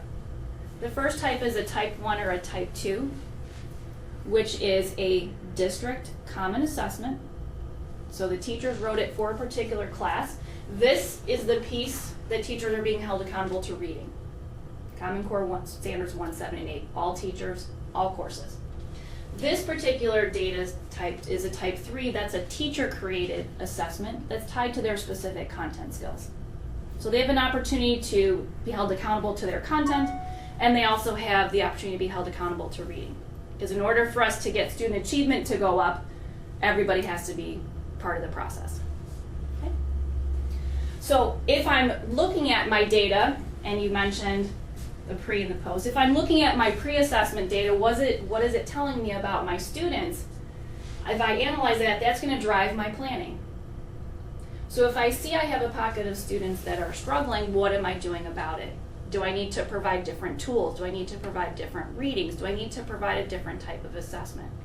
If I don't look at my data and I don't consider my students, I'm teaching to the whole, I'm going to be missing potentially the bottom group, and I'm missing the upper group. Teach to the middle. I teach to the middle.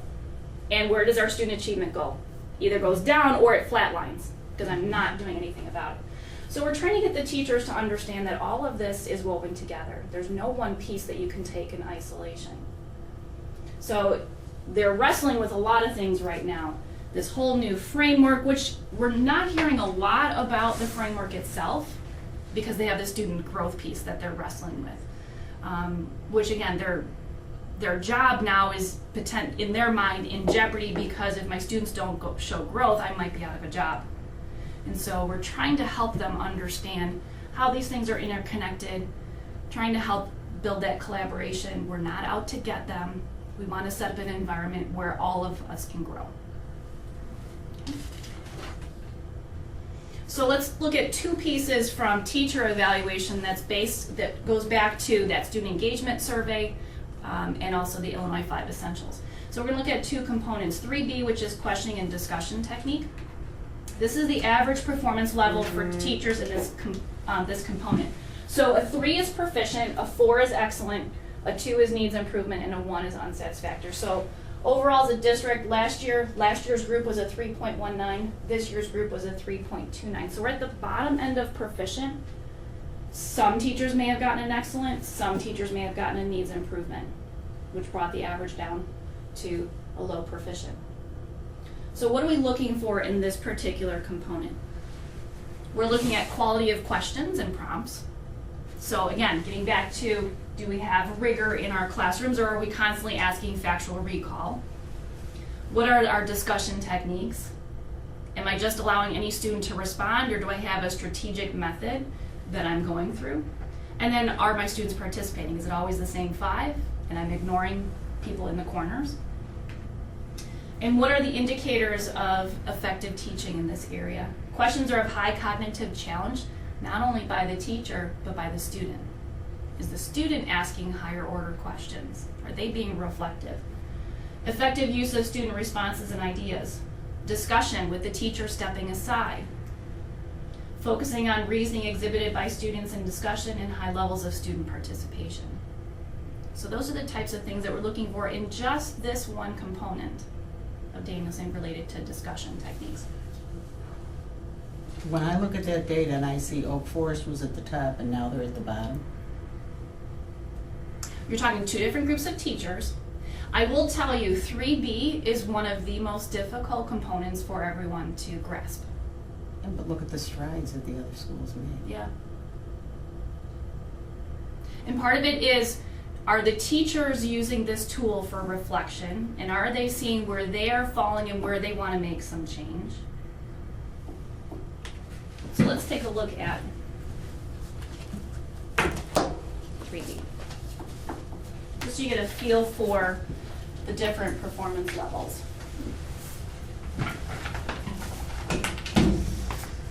You're welcome. So this is the critical attributes that we actually use, and teachers have a copy of this. So going from left to right, unsatisfactory, the very top row gives you the performance descriptor. So what does a teacher look like that's unsatisfactory in this component? Then you'll see the critical attributes. These are the actual pieces of evidence that we're going to align to, and then you'll see some examples. So I'll give you a minute to glance through those.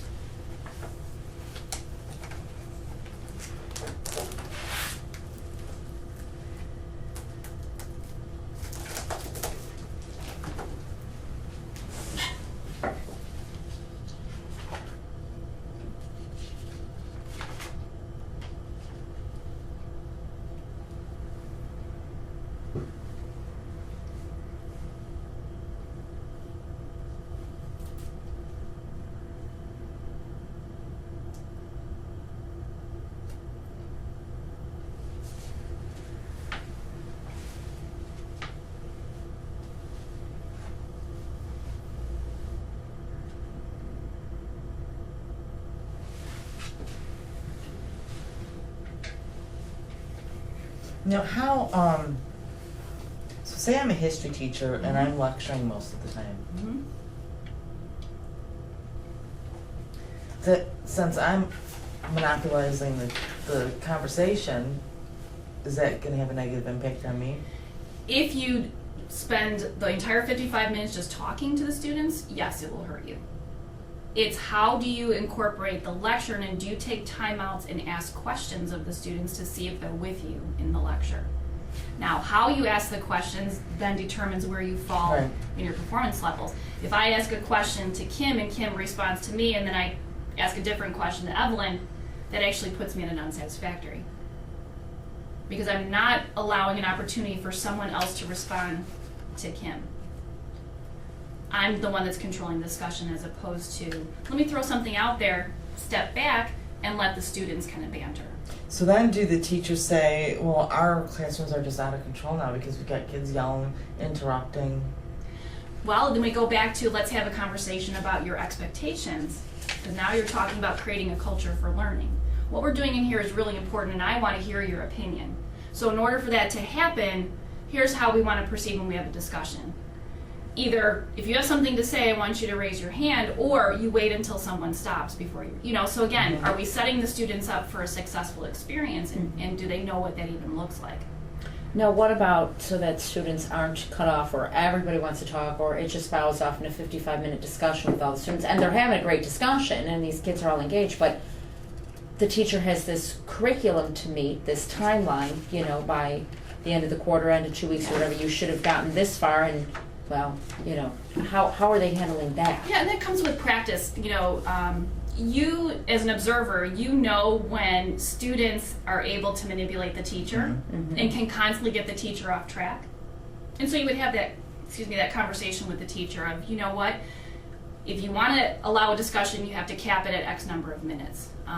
The more experience you have, the more you know, hey, you see an opportunity for a divergence a little bit and you run with it, but it's not something you do every single day. We want to encourage that because that's actually a different component. It's called demonstrating flexibility and responsiveness. Students have an interest in something and you want to take it in a side direction, allow it to go, but then bring it back.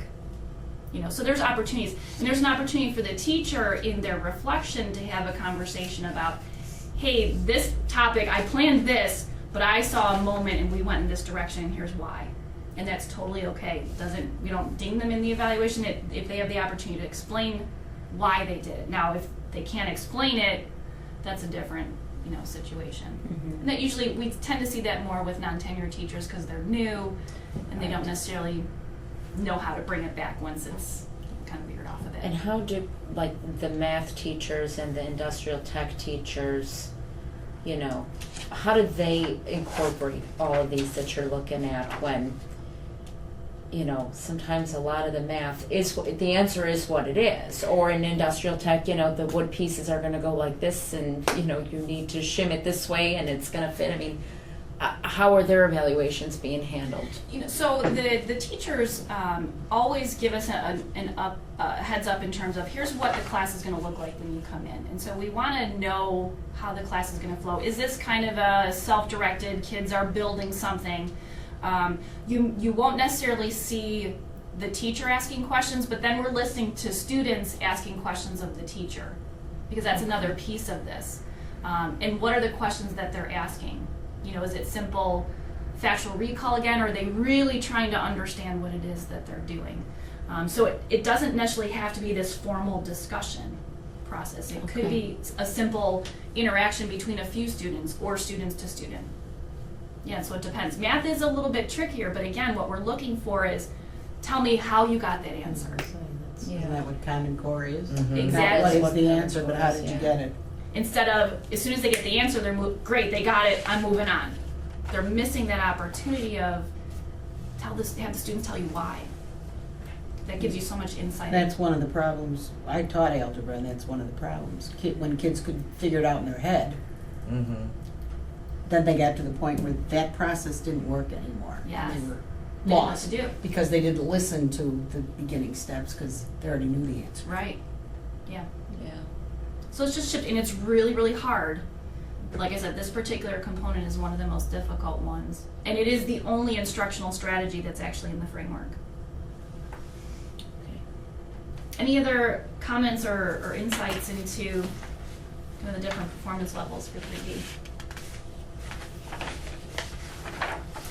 3C is engaging students in learning. Again, this is our average performance. We're mid to low proficient. What we're looking for here is what are the students doing? What are the activities and the assignments? How are students grouped? And again, not to say that kids have to be grouped all the time. There's a time and a place to do different groupings. The instructional materials and resources and the structure and pacing of the lesson. Is it too fast? Is it too slow? Do kids have time for closure? So these are some of the indicators we're looking at. Student enthusiasm, interest, thinking, problem solving. The learning tasks require high level of student thinking, or are we just doing a simple worksheet? Students are highly motivated to work on all tasks and persist even when it's challenging. Suitable pacing, neither dragged nor rushed, with time for closure and student reflection. Closure is one of the most difficult things that teachers don't do well.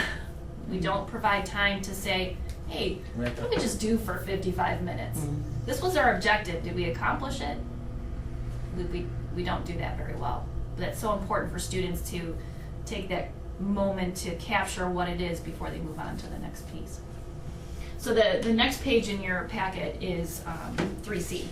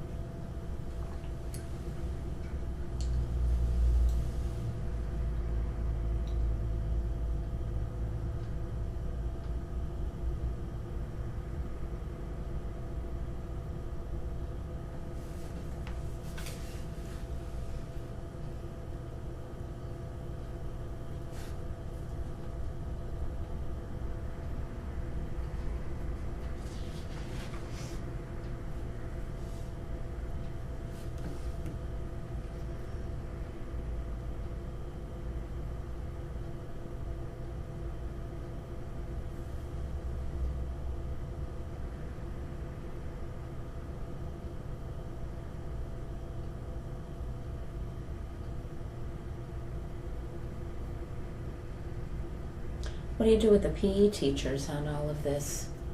How do you You mean? know, when they're, say they're in the part where they're, you know, doing just softball or hockey or volleyball or whatnot, you know, how are they held accountable for having, you know, discussions about that? Is it just based on the participation level from the students and if they're understanding the roles of the particular game and stuff like that? Yeah, it depends. It's basically different that. to each course, each department, each teacher.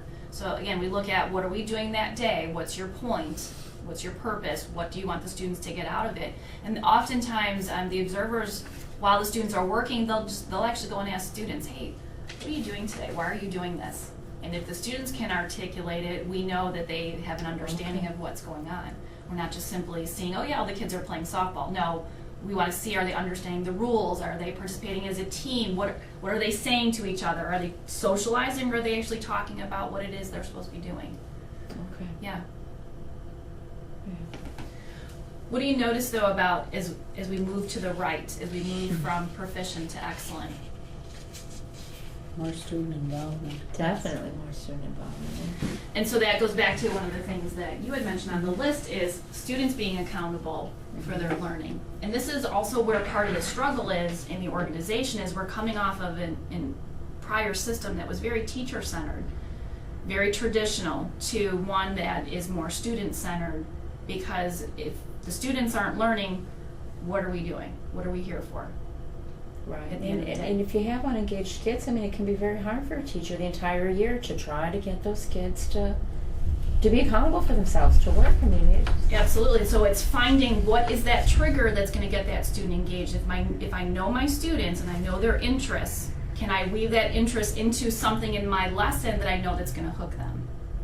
You know, and showing that, going above and creating that learning environment. If I know my student is having a bad day, or if I know they come from a family where both parents work or they're homeless, do I take that in consideration and not pile on homework? You know, do I make some adjustments along the way? Those small little wins increases student motivation and student engagement.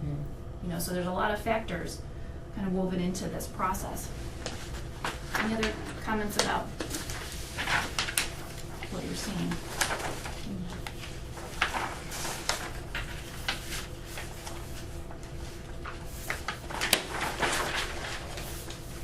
So let's take a moment and understand the teacher's perspective. Prior to 2013, now the 13-14 school year was the first year that we implemented this framework as the sole evaluation tool. Let's look at the old tool. You would open this book to page 41 and 42, and you can have these.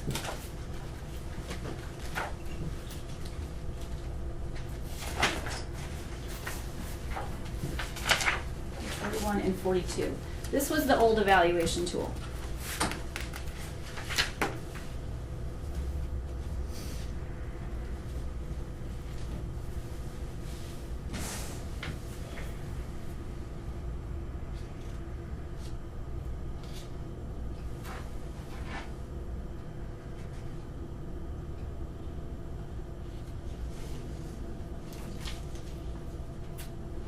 And if you flip back to page 39 and 40, these were the criteria and the standards that teachers were held accountable to.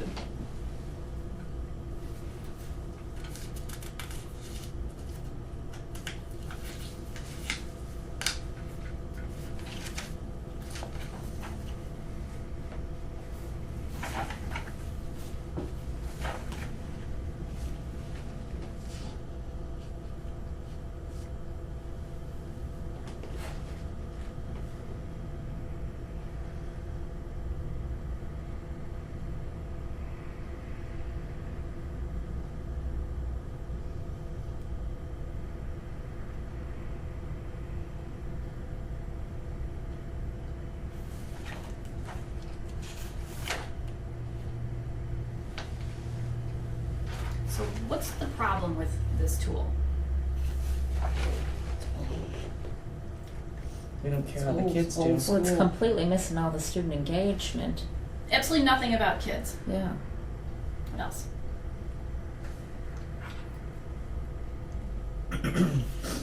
3 and 4 aren't even in here, are they? They show up on the summative, which is on page 44.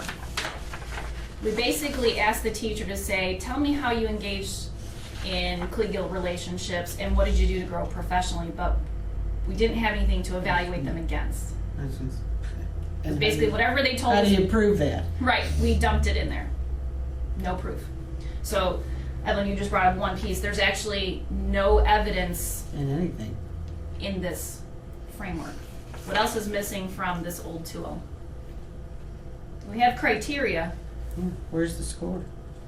How What do you we, give? compare it back to the 3B, 3C, what are the attributes that go along with each performance level? There aren't any.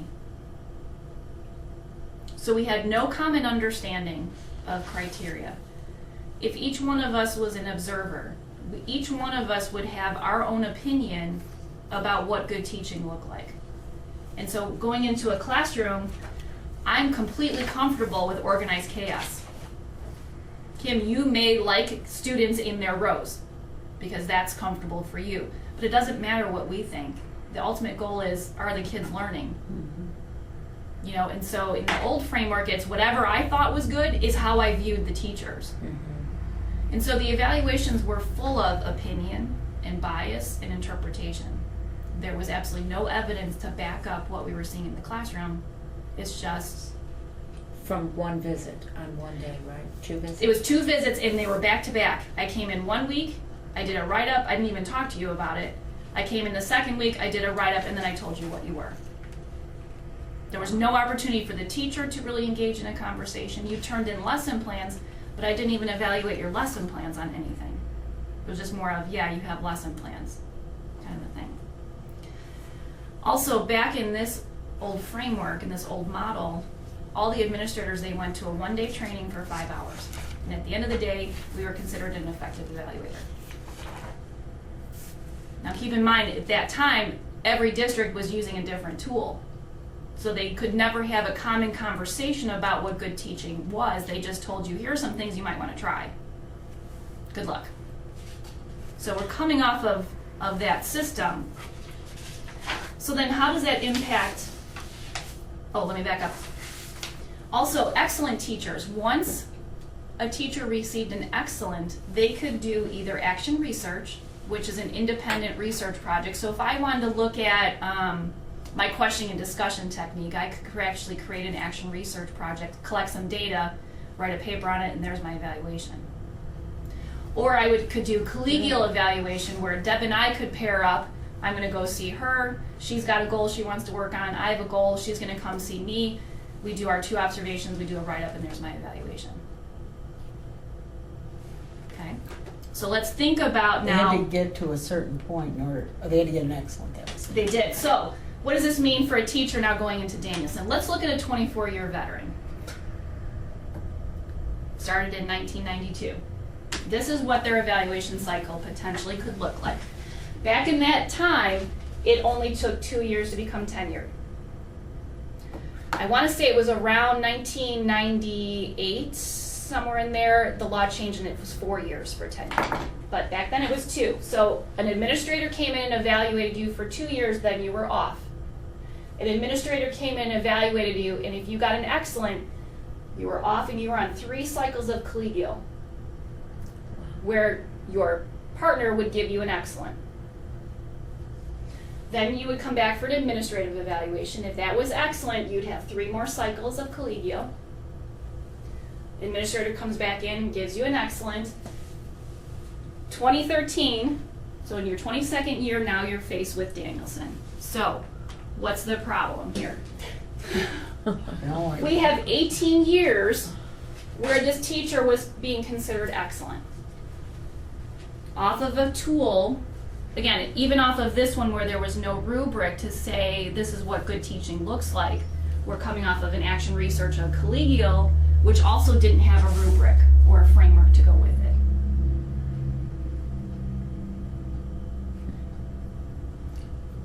There weren't a lot of, weren't the categories like sufficient, very good, and excellent? I mean, there was no mediocre? There was excellent, it's actually in here, excellent, satisfactory, and unsatisfactory. There was a marginal for a brief period of time, but that came off.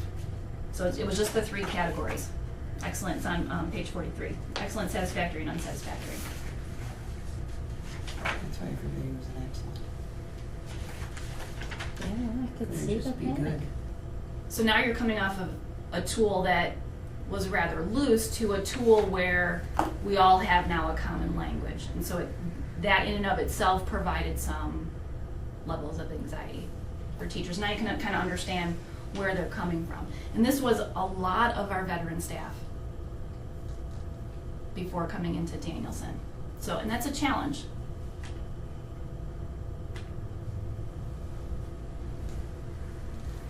So let's talk about kind of where we are today. And I've forgotten about some of these pieces, so it's nice that we have an opportunity to revisit how we started, because now that we're in the thick of the student growth model, we've forgotten what brought us here in the first place. The state actually filed a Race to the Top grant back in 2009, and so that's what triggered the conversation for a new evaluation tool. It was needed.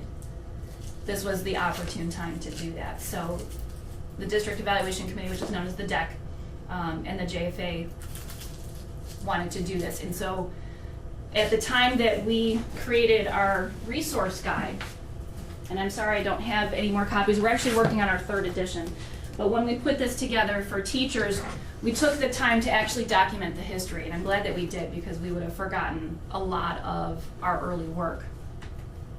So in the 2009-2010 school year, the state filed a Race to the Top grant. They were in desperate need of federal funding. Well, in order for you to get that grant, you had to have a teacher accountability system. So this is where it all started. We were at one point considering a Race to the Top grant ourselves, but we decided to back out because there were too many strings attached to the funding. We said it just wasn't worth it. But we did take this opportunity to start developing a new evaluation tool. And the superintendent charged the DEC with developing this tool. At that time, there were only two JFA reps and myself on that committee. And I don't expect you to read this, but I just want to show you, because there's some conspiracies out there, there's comments out there that I don't necessarily listen to people. I don't necessarily take feedback. The DEC doesn't take feedback that we don't make change. And so I want to share with you that our process has always been open to both sides, and we take feedback into consideration and make change where it's appropriate. So when we started out, we had originally intended to implement Danielson in the 2012 school year. But as we started to go through this process and we were feeling the pressure and the fear and the hesitation from the JFA, we backed off and we wanted to take our time with it. So we ended up changing our timeline to implement Danielson in the 13-15 school year. But other than that, we've pretty much stayed true to form. We're right here with student performance data being implemented into the framework.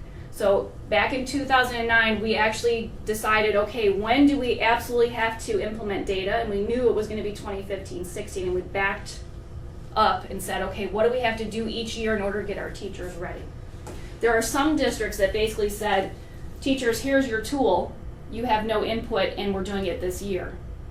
We're of the mindset that we wanted collaboration with our staff. We wanted input from them because it's going to take all of us to make this change. And we wanted to make it as pain-free as we possibly could. We also knew that we wanted Danielson time to develop before we had the data piece, because we knew both of those pieces implemented in the same year would have been way too much for our teachers. And there was actually a point in time where the JFA said, you know what, we want to wait and just do Danielson and data in the same year. And we said, no, we're not doing that to you. In the summer of 2010, in the spirit of PARA always speaks to a 50-50. 50% teachers, 50% administration on this team. So in the spirit of the law, we wanted to have a 50-50 committee. So we had 2 teachers and 2 administrative reps on the team. We always wanted to have that equal pair. We also had an opportunity to have Mike McCosey, who's our Freshman Learning Center coordinator at Bremen. He came from District 230 where they actually use the Danielson framework, so we used it as an opportunity to pick his brain and help be a mediator between our sides. Not that we fought a lot, but he brought a lot of understanding to the table and really helped us through this process. The DEC reviewed various tools, and we decided that Danielson framework for teaching was the one that we wanted to go with. At the time, the state was also hinting, it wasn't in the law at that point, but they were hinting that Danielson was going to be the state model. So we thought, why create something and why go off and do something else? Let's align with the state, because if we get stuck, we can always default to the state model. Okay. The DEC also agreed at this point that whatever we talk about, we want to share with the JFA and we want to share with the administration and get their feedback before we make final decisions. So we always had avenues. Every month we were meeting with both sides to get feedback through this process. So why Danielson? This is our purpose that's actually in our green book, is we wanted to provide a framework for a professional practice that develops the shared understandings of complexities of teaching, which you can see even in those two components alone. There's 22 of them, how complex teaching is. We wanted something that celebrated that, and also to support a collaborative culture. We want teachers and administrators talking about teaching and learning. The old model never had that opportunity. I came and told you what you were. You never had the opportunity to have a conversation with me. We want that conversation. Because again, the ultimate goal is going to lead to student achievement. The magic is in the classroom. Let's talk about what's going on. How can we make that magic better? The framework is based on 20 years of research. It identifies best practices. It's used in grades K through 16. Mike Makosi, who teaches for Olivet, uses it in his own practice as a professor. And his university actually uses it for evaluation. So it doesn't matter what course you teach. It doesn't matter if you're self-contained or AP. It's general enough that it can be used by any teacher, any department. We also agreed that we would adopt it in its entirety. Okay, again, things that are research-based are meant to be implemented in its entirety. The minute you change anything, and there's some districts that have changed the framework, the minute you change it, you're introducing a bias. If I feel that 3B is not important, it's not about me. The research says questioning and discussion technique is vital for student learning. Who am I to say that it should come out? It's not of my opinion to agree or disagree. This is what best practice is. This is what we're doing. And so the committee felt we wanted to keep it in its entirety. Because the minute you change it, it's no longer valid and reliable. So some approaches to para. There are some districts out there that have used para as an opportunity to use their sledgehammer and beat the teachers and use an opportunity to get rid of staff. That was not our approach to this process at all. And I should back up. Because of the para law, we've only released one tenured teacher based on this process. So when you hear those stories of, oh my gosh, they're going to cut all of these teachers, the reality is we're not. For us to cut higher up senior teachers would require us to cut programs or close a school. There's no way that we would be doing that at this point, unless that's your directive. Some districts are using para just to be compliant. They're not really using the evaluation process to improve teaching and learning. They're just doing the bare minimum, creating a checklist to get it done and get it off their plate. But they're not having any impact on the classroom. We chose to look at the evaluation process as an opportunity to improve teaching and learning. For all of us to get better, because again, we're here for the students. In the fall of 2010, the Opening Day Institute, every teacher got a copy of the Danielson framework. I don't know if you have a copy. This is yours now. So we spent, you're welcome, a lot of time, a lot of resources. We wanted to make sure the teachers had everything that they needed to be successful in this process. The book goes through a little bit about the history. It dives deeper into the different elements. So we spent a lot of time in the deck. We dissected it page by page. And we also worked with each component, each domain with the teachers to say, okay, let's try to understand, what does this look like in the classroom? how would you provide evidence for these pieces? And so we asked the teachers to come up with what would be a good artifact. An artifact could be my lesson plan, it could be my seating chart that demonstrates different components. So we asked the teachers, what is it that you want to provide evidence for these components so that we could put it into the resource guide? So you know. So they did have some input. Absolutely. We did not change the language. We didn't remove any of the components, but they had an opportunity to talk about what does this look like? Let's understand what the language means so that they felt comfortable with it.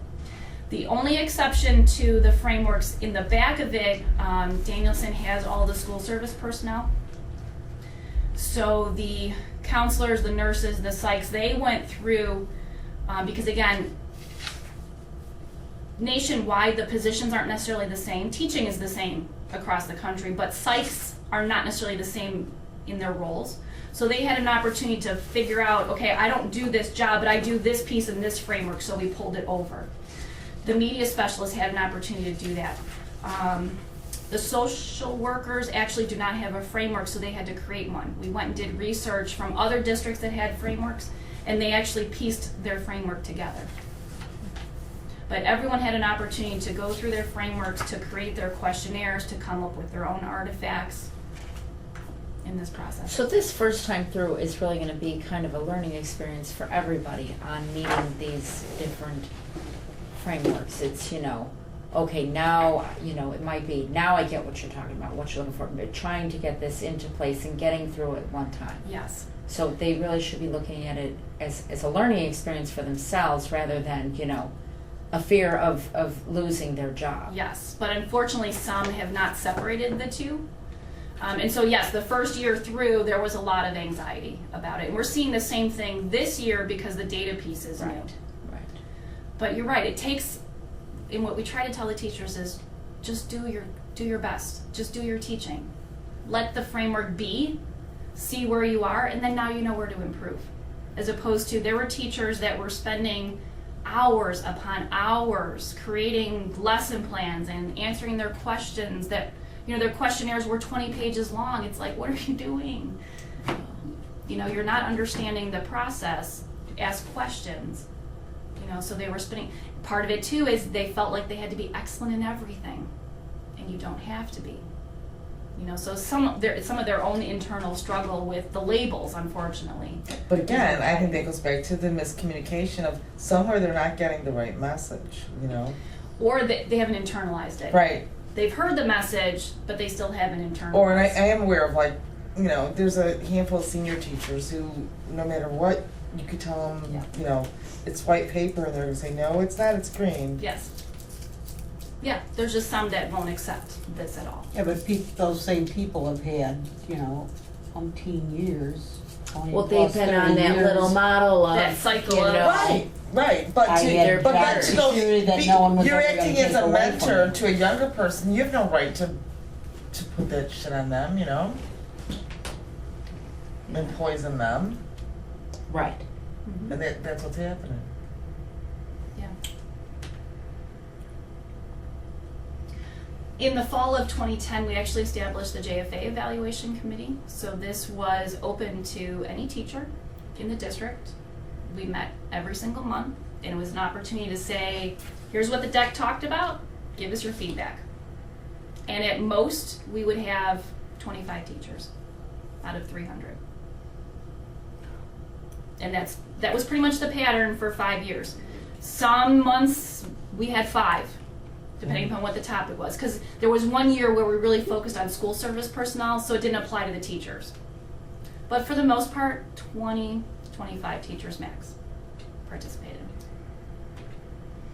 September SIP Day was the actual first training using Danielson, where we looked at 1C, setting instructional outcomes, because it was something that we had focused on the year before. Put your objective on the board. Talk about to the students what it is that you're doing. So that's where we started. We said, okay, we're already doing this. What does this look like in Danielson? Let's have a conversation about it. Do we understand the difference between a proficient and an excellent? We came up with this process that we've used ever since. So the deck would craft some draft documents, bless you. Excuse me, thank you. We would take it to our respective groups, and we always had, especially in the first year, Administration was present at the JFA meetings, and the JFA were present when we did administrative training. We wanted it to be that collaborative, open, transparent process, so that everyone could feel the pain and the struggle. Whatever feedback we had, we'd take back to the deck, and then we would bring draft documents forward when it was appropriate to Teaching and Learning Committee and to the superintendent for feedback. So always constant feedback loops. In December of 2010, we actually launched the website. So on the Teaching and Learning page, if you haven't seen that, under performance evaluation, you'll get some drop-down menus. We constantly updated. When we gave a presentation, we threw it up there. When we had draft documents, we would throw them up there so people would know where we were in the process. If I click on evaluation tools, I have all of the positions. So if I'm a teacher, I can go and find, here's my performance levels, here are my questionnaires, here's my formative evaluation document, my formative feedback sign-offs, all the tools that we would be using in the evaluation process. This is something I'm going to jump ahead since I'm on the teacher page. One of the pieces of feedback that we got every year was, could you create a lesson plan template that would help us? And we fought it, and we fought it with good reason, because we didn't want to say, you have to use this tool, because everybody plans in different ways. And so we didn't want to stifle people's creativity. But after 2 years, we felt, okay, let's put something out there. If that helps people feel comfortable, great. So we ended up with 3 different templates in 3 different styles. One is a Danielson aligned template, and we provided the strengths and weaknesses, so a teacher knew going in, hey, if you use this template, be aware it doesn't cover this, this, and this. One that's Hunter aligned for people that were trained under Madeline Hunter. And then one that's aligned to UBD, which is our curriculum style. So we gave choice. We said, use them, don't use them. But just be aware, just because you use one of these doesn't make you excellent in domain 1. It's what you put in it that matters. Can we see one? Absolutely. What would you like to see? I don't know. Show Anderson. Okay.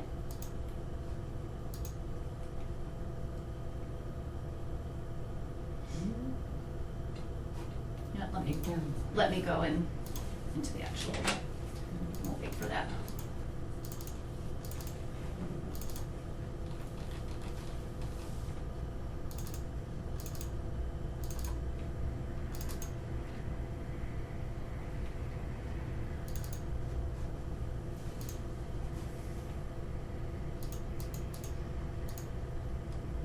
So it starts off with, give us your grade level, your subject.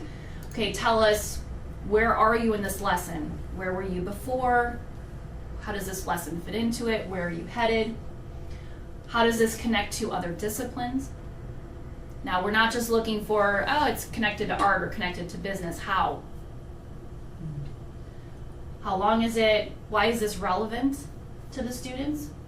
What are your actual outcomes or objectives? And you'll see that, again, each one's aligned to the framework. So if I'm not really sure relevance, okay, let me go into 1B. What is this telling me about relevance? What standards am I aligned to? How am I going to formatively assess students? This was something that we didn't ask of teachers in the past. How are you going to do those quick little checks along the way? What are your higher order questions that you're potentially going to ask? Tell me about your kids. And this is one that throws them all the time. They'll say things like, I've got 6 auditory learners and 5 kinesthetic, and this student is has a fear of drowning, but this is a math class. And so we're trying to get them to understand, okay, I can go into PowerSchool and look up those things too. Tell me, what is it that you know about them, and how is it going to impact the lesson for that day? How is a fear of drowning going to impact you in Algebra 1? It's not, unless you're going to take them to the pool. So it doesn't matter. Tell me, this student is doing math at a 3rd grade level, and here's what I have to do in this class to make sure that that student's successful. That's what we want to know. And that's what we're helping the teachers try to unpack. What technology and resources are you using? How are you going to group your students? And more importantly, why are you grouping them that way? Is there a strategy behind it? What vocabulary are we using? How are you actually going to teach? Those are the lesson procedures. How are you going to differentiate or modify? So if you have some special ed students or ELL students, what are you doing differently for them? How do you know that the students have achieved what you learned? This is one of the hardest, outside of 3B, designing student assessments is one of the most difficult things. It's very difficult for a teacher to articulate, how do you know the students understood your lesson for the day? Especially difficult if you don't close the lesson. And then anticipated difficulties, these are misconceptions. New teachers won't have this knowledge base. Veterans know every single year when I get to this particular topic, here's what the kids struggle with. Okay, great, what are you doing about it? It's all well and good that you know that, it's more important about what are you doing with that knowledge. So that's an example. So they have to do that full blown for one day. The day that I'm actually coming to see the teacher, I need that full blown.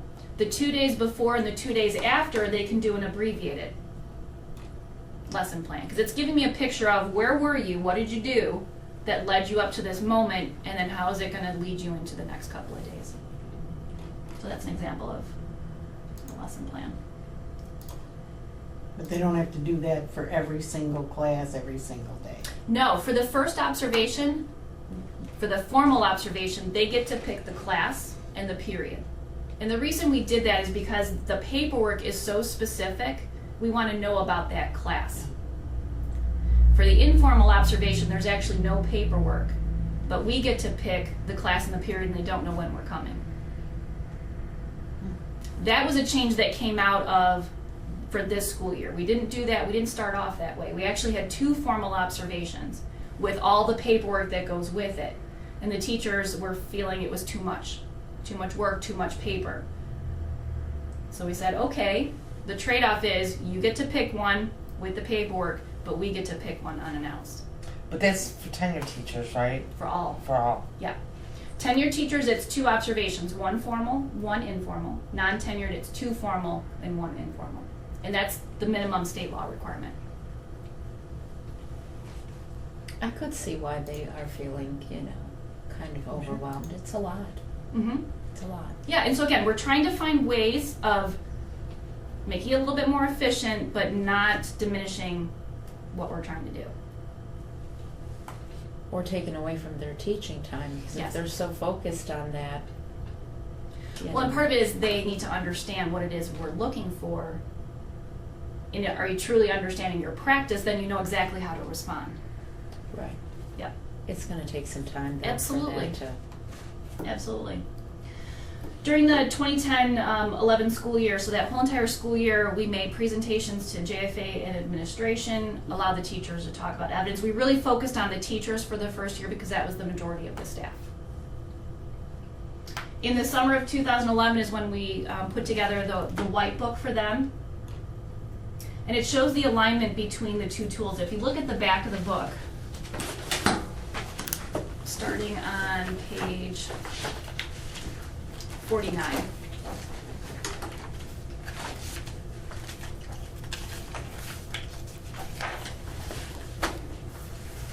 What we did is we took Danielson's framework, and the very first column, we pulled the criteria from the old evaluation tool, and we showed them, you're already doing this stuff, here's where it fits in the framework.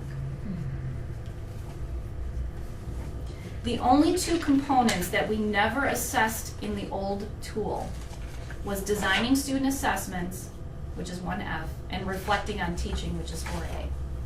Outside of that, every criteria out of the old tool is in the Danielson framework somewhere. And you'll see at the very bottom, see the sample artifacts? Those were the items that the teachers came up with 5 years ago. We've modified them since then because at the time, we had no idea if these were good artifacts. It sounded good. But last year, as we went through and revised, we got some chuckles because like, why did we even think that was an artifact? Because it doesn't make any sense.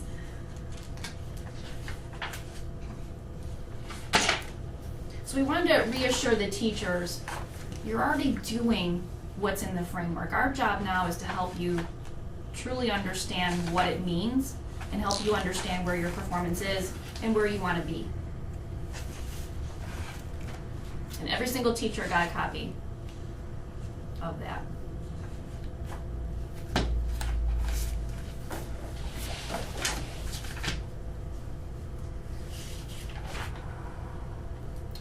In the fall of, it actually happened in the summer, Senate Bill 7. So now we have this new added piece to para, was signed by the governor.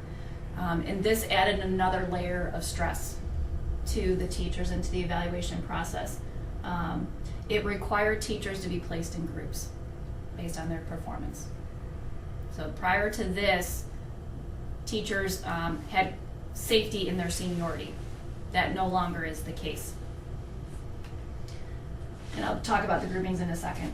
So for the 11-12 school year, the teachers and the administrators actually practiced. So we were using the old evaluation tool, but we started using some pieces of Danielson. We used the planning conference questionnaire, the reflection conference questionnaire, and the administrators actually used scripted notes. So the main focus of teacher evaluation is it's based on evidence. It's evidence of what I'm actually seeing in the classroom. It's not my opinion, it's not my bias, it's not my interpretation. It's literally what is said and done. The teacher said this, and it's literally what's said. Student said this is what they said. Here's what the kids are doing. Here's what the teacher is doing. It's very specific. So they practiced those pieces, but using the old framework. So they actually dumped the scripted notes into that old tool.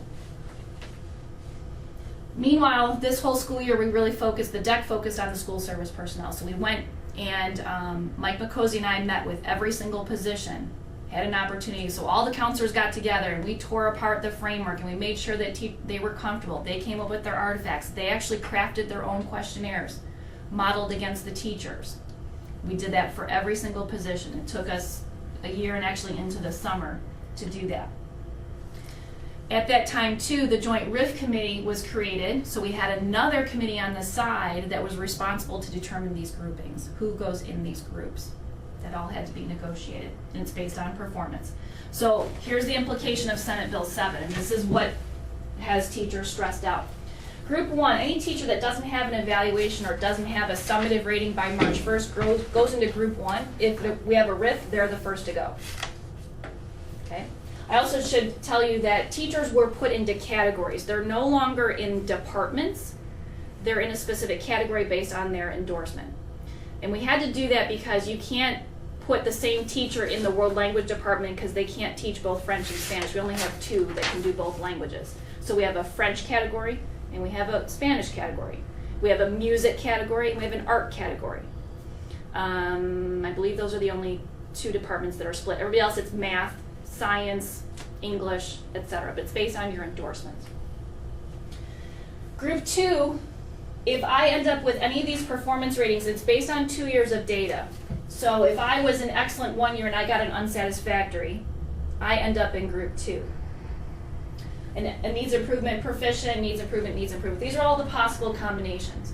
So in a RIF situation, for a Group 2, seniority does not come into play unless the 2 people have the same average evaluation, then seniority plays out. Otherwise, if you have 2 unsatisfactories, you're the first person to go. Doesn't matter if you were here for 25 years or 3 years. Okay? Group 3, there's 3 possible combinations. If I'm proficient across the board, if I have an excellent and proficient or excellent and needs improvement, I'm in Group 3. Here, though, seniority does come into play. Lowest seniority goes first. And then Group 4 are any teachers that have excellence. Now you'll notice that there is a 3-year, everything else is based on 2 years, but if I was excellent 1 year and got proficient and then excellent again, this was one exception. That person was in Group 4. And same thing, if I was a proficient and then had 2 excellence, I would be in Group 4. And they're released based on seniority. So this is where some of the fear is coming out that, oh my gosh, if I end up getting proficient, I could be RIF'd. Well, no, you have 20 years of experience. Before we get to you, we have to get through all of these people. So we're trying to calm them down, but you can see where, especially now with this student growth piece, I'm held accountable to what my students do, even though it's only 30%. That still factors into their fear of, I'm going to be out of a job. Does that make sense? Yeah. Questions on that?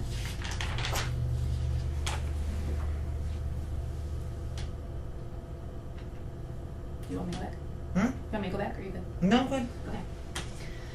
In the summer of 2012, we finished up the school service personnel. Now we started to develop trainings for teachers. We wanted, again, our goal is we want the teachers to be successful in this framework. We're not out to get them. We want to help them improve teaching and learning. We started with the new teacher induction the first years and the fourth years, but we opened it up to any tenured staff. And we invited them to come in the summer.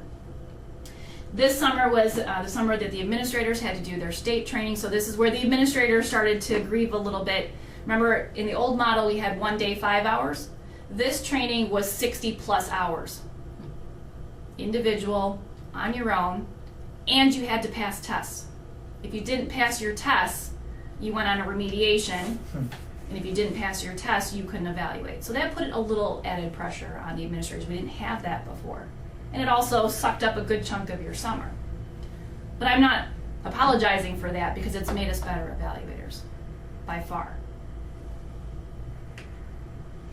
Fall of 2012 to the spring of 2013, we were required by law, this was the year it kicked in, that we had to move away from that excellent, satisfactory, unsatisfactory, and we had to use these 4 performance levels. If you noticed in the Danielson framework, she uses unsatisfactory, basic, needs, proficient, and distinguished. We have to use these labels. So what caused another layer of anxiety is we had the unsatisfactory, the needs improvement was our old satisfactory, and the proficient was our old excellent.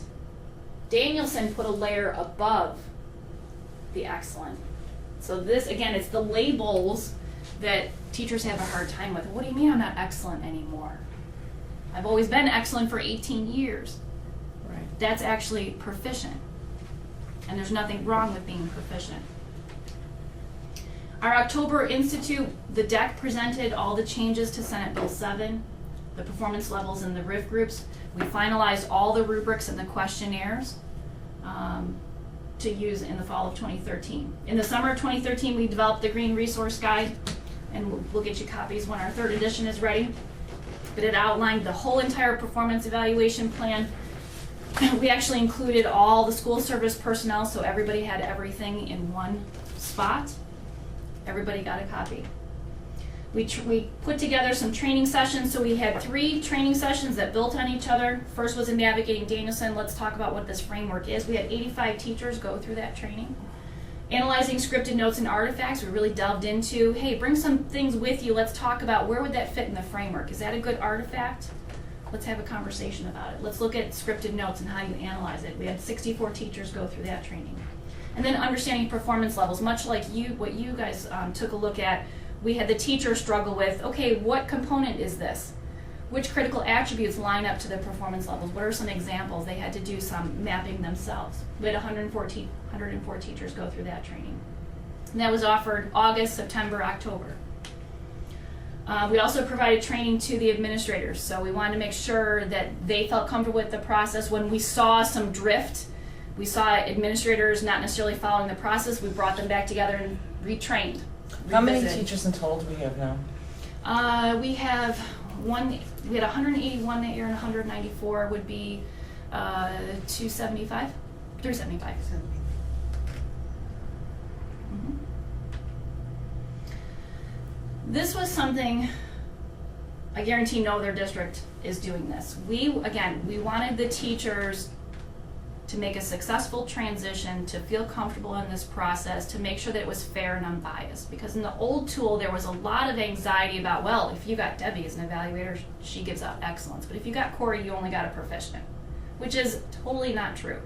But there was that rumor mill going out there. So we wanted to take away all of this negativity towards us. So we put together these safeguards to ensure this fair and unbiased evaluation. For the first 2 years, we actually had traveling observers. Now, department supervisors, they travel around the district already. That's nothing new to them. But every administrator observed one teacher in a different building. And we did that on purpose because it's good for our administrators to get out and see the rest of the district and see what's going on. But it also reduced that internal bias in their own building. It did cause a little frustration because, well, if I've got a traveling observer, they're not necessarily there to do a drop-in. So some teachers didn't necessarily have the same advantage as others. But for the organization, it was really necessary. We allowed teachers the request for reconsideration. So when I put the notice out on the first day of student attendance, here's your evaluator. You have 5 days to request a new observer. Now you're thinking, why on earth would you do this?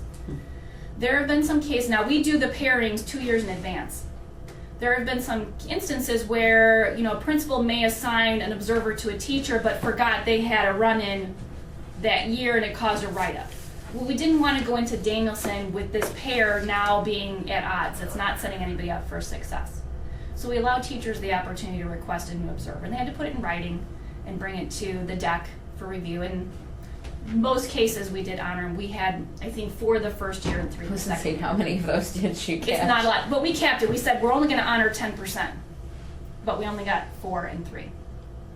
But the requests were legit, and we felt it was appropriate. Again, we want to set everybody up for success for the first time. We felt it was worth it. We put in the peer review. Here's another layer that added some anxiety to the process. Again, because there was this misperception out here that everybody's excellent, 97% of our organization was excellent under that old model. We want to make sure that everyone is treated fairly, that the process has integrity, and that we're all doing it in the same way. So all the excellence and all the needs improvements, because needs improvement is heading down a bad path, they were peer reviewed by the JFA member, the DEC committee, and the assistant principals for teaching and learning. How do they have that argument though when the old system really didn't evaluate anything? You were excellent, didn't matter. Yeah.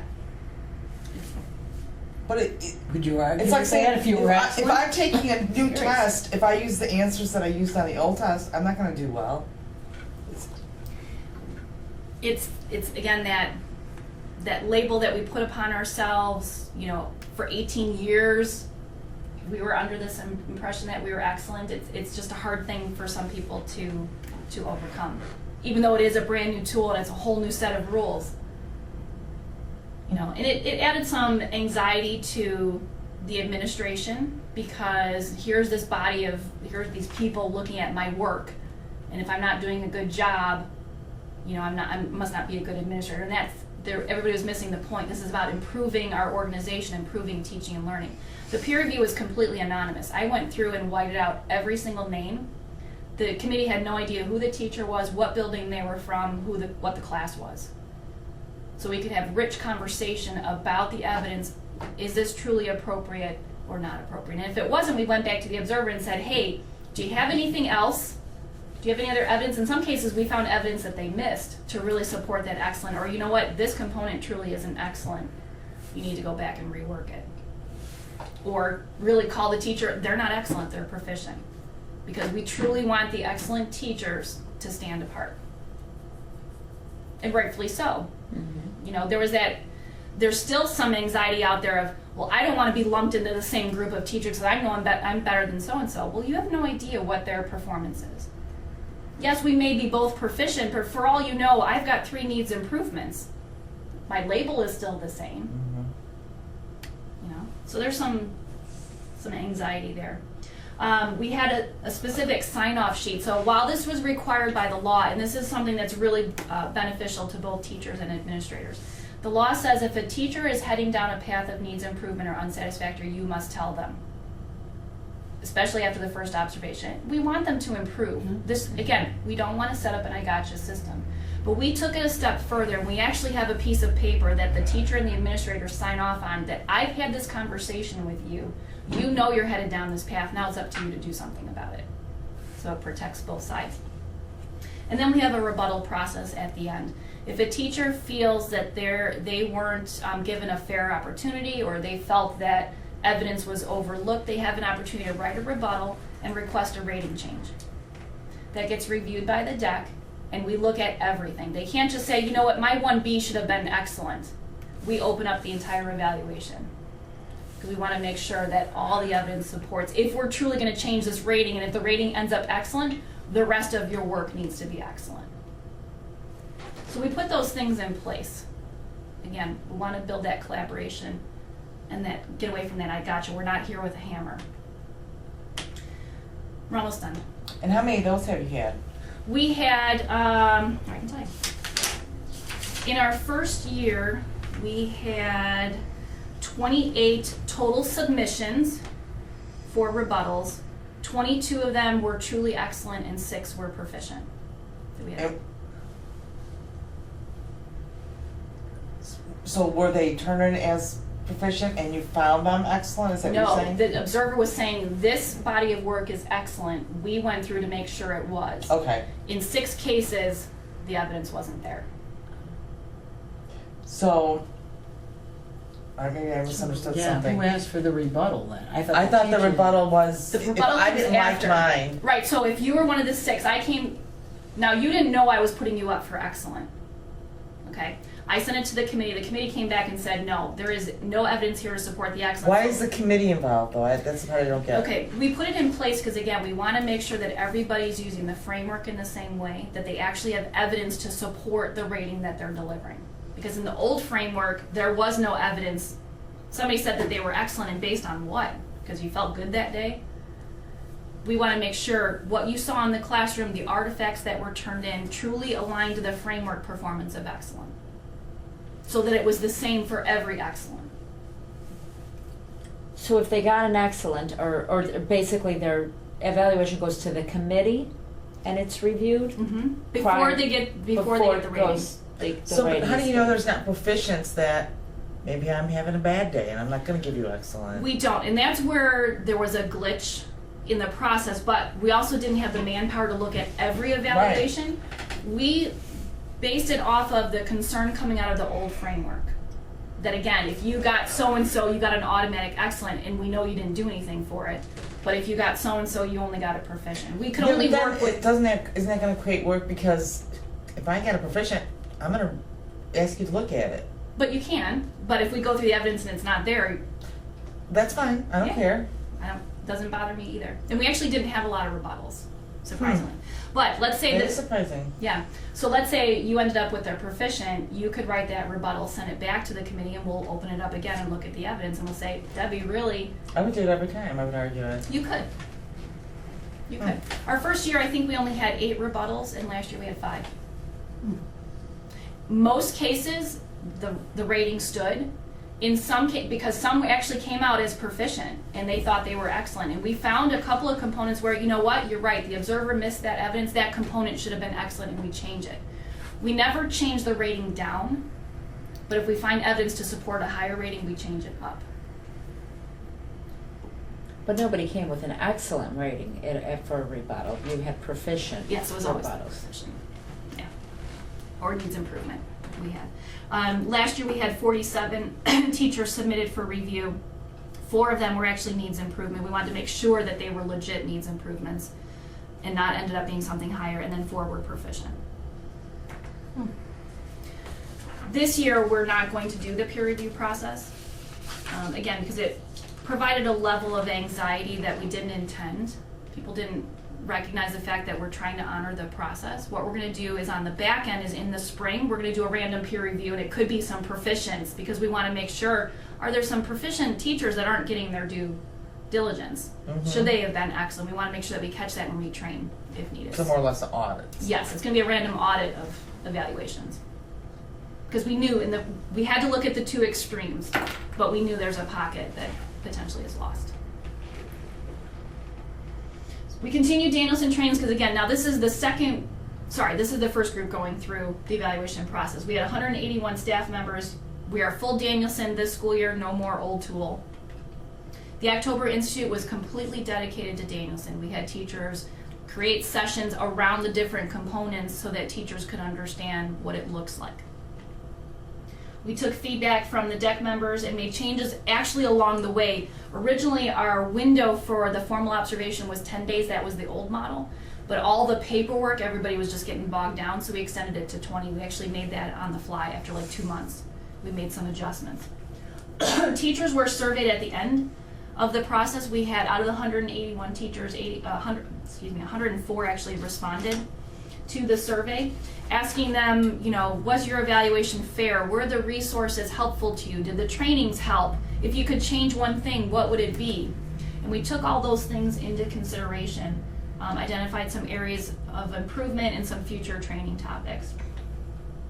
We continue to seek guidance from the JFA and administrators. Now here, we're just coming on the cusp of the student growth model, so we started having conversations about the growth model. Let's talk about how much data do we need? You know, how much student attendance is required for that data to count? What do we do about subgroups of students? We wanted to have all those conversations before we started the clock. The department supervisors also conducted an assessment inventory to see, hey, what common assessments do we already have that we could use in our growth model so we're not reinventing the wheel? We did all that before the summer. In the summer, we actually expanded DEC representation. Prior to this, we only had 2 JFA members. In 2014, we made sure we had 1 from each building. We wanted to make sure that we had that representation. We then became known as the Pre-Para Committee. The Pre-Para Committee began discussing and drafting recommendations for the student growth model. So the Pre-Para Committee actually became the Para Committee, because this group was the most knowledgeable about evaluation, about Danielson, about student growth, that we didn't want to add some new people to the mix that would, because we only had 180 days to negotiate, that would have derailed us completely. But we still took everything back to the JFA and the administration for feedback. We wanted to keep a consistent core moving in the right direction. So feedback on what types of assessments should we use in this growth model, demographics, you know, what do we do with transfer students, and when do we pre-test, and all these different things we had to think about. We put together a monthly schedule because we had to make sure we were prepared, that clock ran out really fast, that were we prepared for each meeting to hit our deadline. In the fall of 2014, again, now this is the second group going through Danielson, so we did everything the same. We wanted to make sure that we were fair to both groups, so they all got the same trainings. We had 88 teachers go through Navigating Danielson, 65 through Analyzing, and 104 through the performance levels. Same exact workshops. The other half of the staff was evaluated. We had 192 teachers. Our September SIP, the Pre-Para Committee made the same presentation in each building. Here's what the student growth model is going to be. Here are our challenges. Here's what we need to work on. The October Institute, again, focused on Danielson, so this group got the same opportunities as last year's group with the framework. October, we began our 180-day clock with the growth model. We took feedback from both sides as we were going through this growth model process. In the spring of 2015, this group of teachers were surveyed, the same exact survey. We had 136 respondents. And I can share that if you want the data from that. By April, we successfully negotiated our student growth model. We'll go through that in February. But some of the changes that came out, now, the first year's group, they made many suggestions for changes, but we didn't want to make anything drastic that the second group would have a different experience. Again, we wanted to make sure that both years had the same opportunities and the same experience. We didn't want one group to have an advantage over the other. So we heard, well, the planning conference questionnaire is redundant. Yes, we get that, but we don't want to change it because now it's a new experience for year 2. So those were some of the things that we looked at. We developed the lesson plan templates. Those were implemented this year. We changed the questionnaires. Our planning questionnaire went from 8 questions to 4. The reflection questionnaire went from 7 to 4. More streamlined, specific. Now we know exactly what we want to ask, and we want the teachers to respond in a certain way. We reduced the number of formal observations. I already talked about that. Originally it was 2 formals. Now it's down to 1 formal and an informal. We established specific timelines. In the first year, we allowed the teacher to choose, hey, let me know when you want to start your evaluation. But what we found is it backed everybody up to the end and we were drowning. So the second year we said, you know what, you have to have one by winter break. Well, people were still dragging their feet, so we said, we're not doing this. So we're going to have specific, by the end of the first quarter, non-tenures have to have one. By the end of November, tenure teachers have to have one. Before winter break, the non-tenures have to have their second. By the last day of January, everybody needs to be done. That gives us a whole month to wrap up all the paperwork and loose ends and what have you, and people aren't stressed about it. So those are some of the changes that we've made along the way to make it more efficient and easier on both sides. In May, we presented the student growth model to the JFA and the administrations. Again, Pre-Para Committee at each building, everybody got the same message. All administrators were trained in the new growth model. We provided teacher training. This was open to everyone. We had 145 teachers go through the student growth model, learn about the type 2 assessments and the SLO. We provided the same training in September and October. Our first data retreat with administrators, we were very focused on type 3s and helping them through the SLO process. And that's the history of Danielson. Can you email that to me? Absolutely. But I hope this was helpful to Very much understand so. why people are feeling what they're feeling, where we are in the organization, where we've come from, what we're still struggling with, and that we're making change. You know, there's still more changes to come. One of the things that we're looking at is a software. The paperwork is still an issue, so is there a way that we can make that piece more efficient? So we're gonna look at 4 different vendors. Gonna open up to the JFA and the administration, we're gonna pick one and everybody's using it, it's not. Is that one part of Decision Ed? No, Decision Ed does not have, That's weird, everybody just adds Ed on their name, huh? what we'll be able to do though is take all the data that we have from evaluation and put it into Decision Ed. So now what we can do is, okay, who are the teachers that attended the training on questioning and discussion technique, and is that impacting their performance on their evaluation? Right now we can't do that. Begins with a T, I can't remember some. Teachgate? Talent Ed. Talent Ed, I'm gonna look at, I went to 2 vendors at the III conference. Standards for Success and, I'm forgetting the other one. They're gonna come out, and then Bloomboard. So we'll have 4 that we'll look at, and we'll pick one, and then we'll put that in place for next year.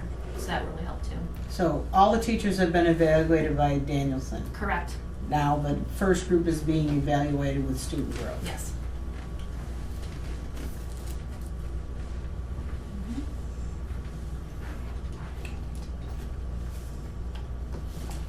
And how are those evaluations going? What are you Which seeing, ones?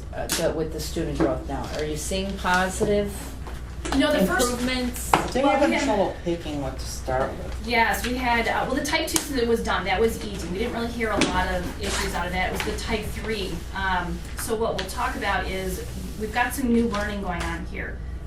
First of all, crafting assessments. While teachers create assessments, this is a very focused, standards-based, higher order assessment, so that caused some issues. They have never really sat down to write a test in that way. The second layer is, now you have to predict growth. Well, how do I predict growth on a test that I've never given before? Absolutely, so let's talk through that process. So for about the first 2.5 months, nobody was really starting because nobody was really sure what to do. Since then, we had some communication issues because all 4 of us could be on a team to write an assessment, but we each could have a different evaluator, but nobody's told each other, hey, I'm on a team with so-and-so and so-and-so, so that we could validate the assessment together. So what ended up happening is my observer validated my test, but her observer declined it because they didn't know that they were allowed to work on a team. So part of it was that miscommunication piece. So there's still some bumps and glitches getting worked out. Absolutely. with it all. There will be with everything. Sure. You know? But I am hearing a lot of positive conversation. Teachers are having growth. Some are getting proficiency, some are getting excellence. I'd be absolutely shocked if a teacher comes out with unsatisfactory in their type 3. That means you absolutely didn't do anything and were completely asleep. And I think it makes the proficients okay because they say they can see, well, I'm proficient, but yeah, I'm doing stuff because Yes. now the growth's attached to it. Yes. And so, helping them through what's a reasonable target. There is an opportunity, hey, if you overshot at the midpoint, let's have what's more realistic? Let's bring that down a little bit. Or you know what? You undershot, let's raise that bar just a little bit. Not to the point where, we don't want anybody to die under this model. Again, it's about, let's get that first year under our belt and get that experience. And now that you've done that test once, when you do it again, now you know what the growth should be. So it's turning out more positive than where we were at the beginning of the school year. A lot of anxiety. Well, that's good. Yeah. A lot more conversation about data, a lot more conversation about assessments, which is what it's all about. Adjourn? Sure. We're adjourned. Okay. Adios. See you. All right, have a good night.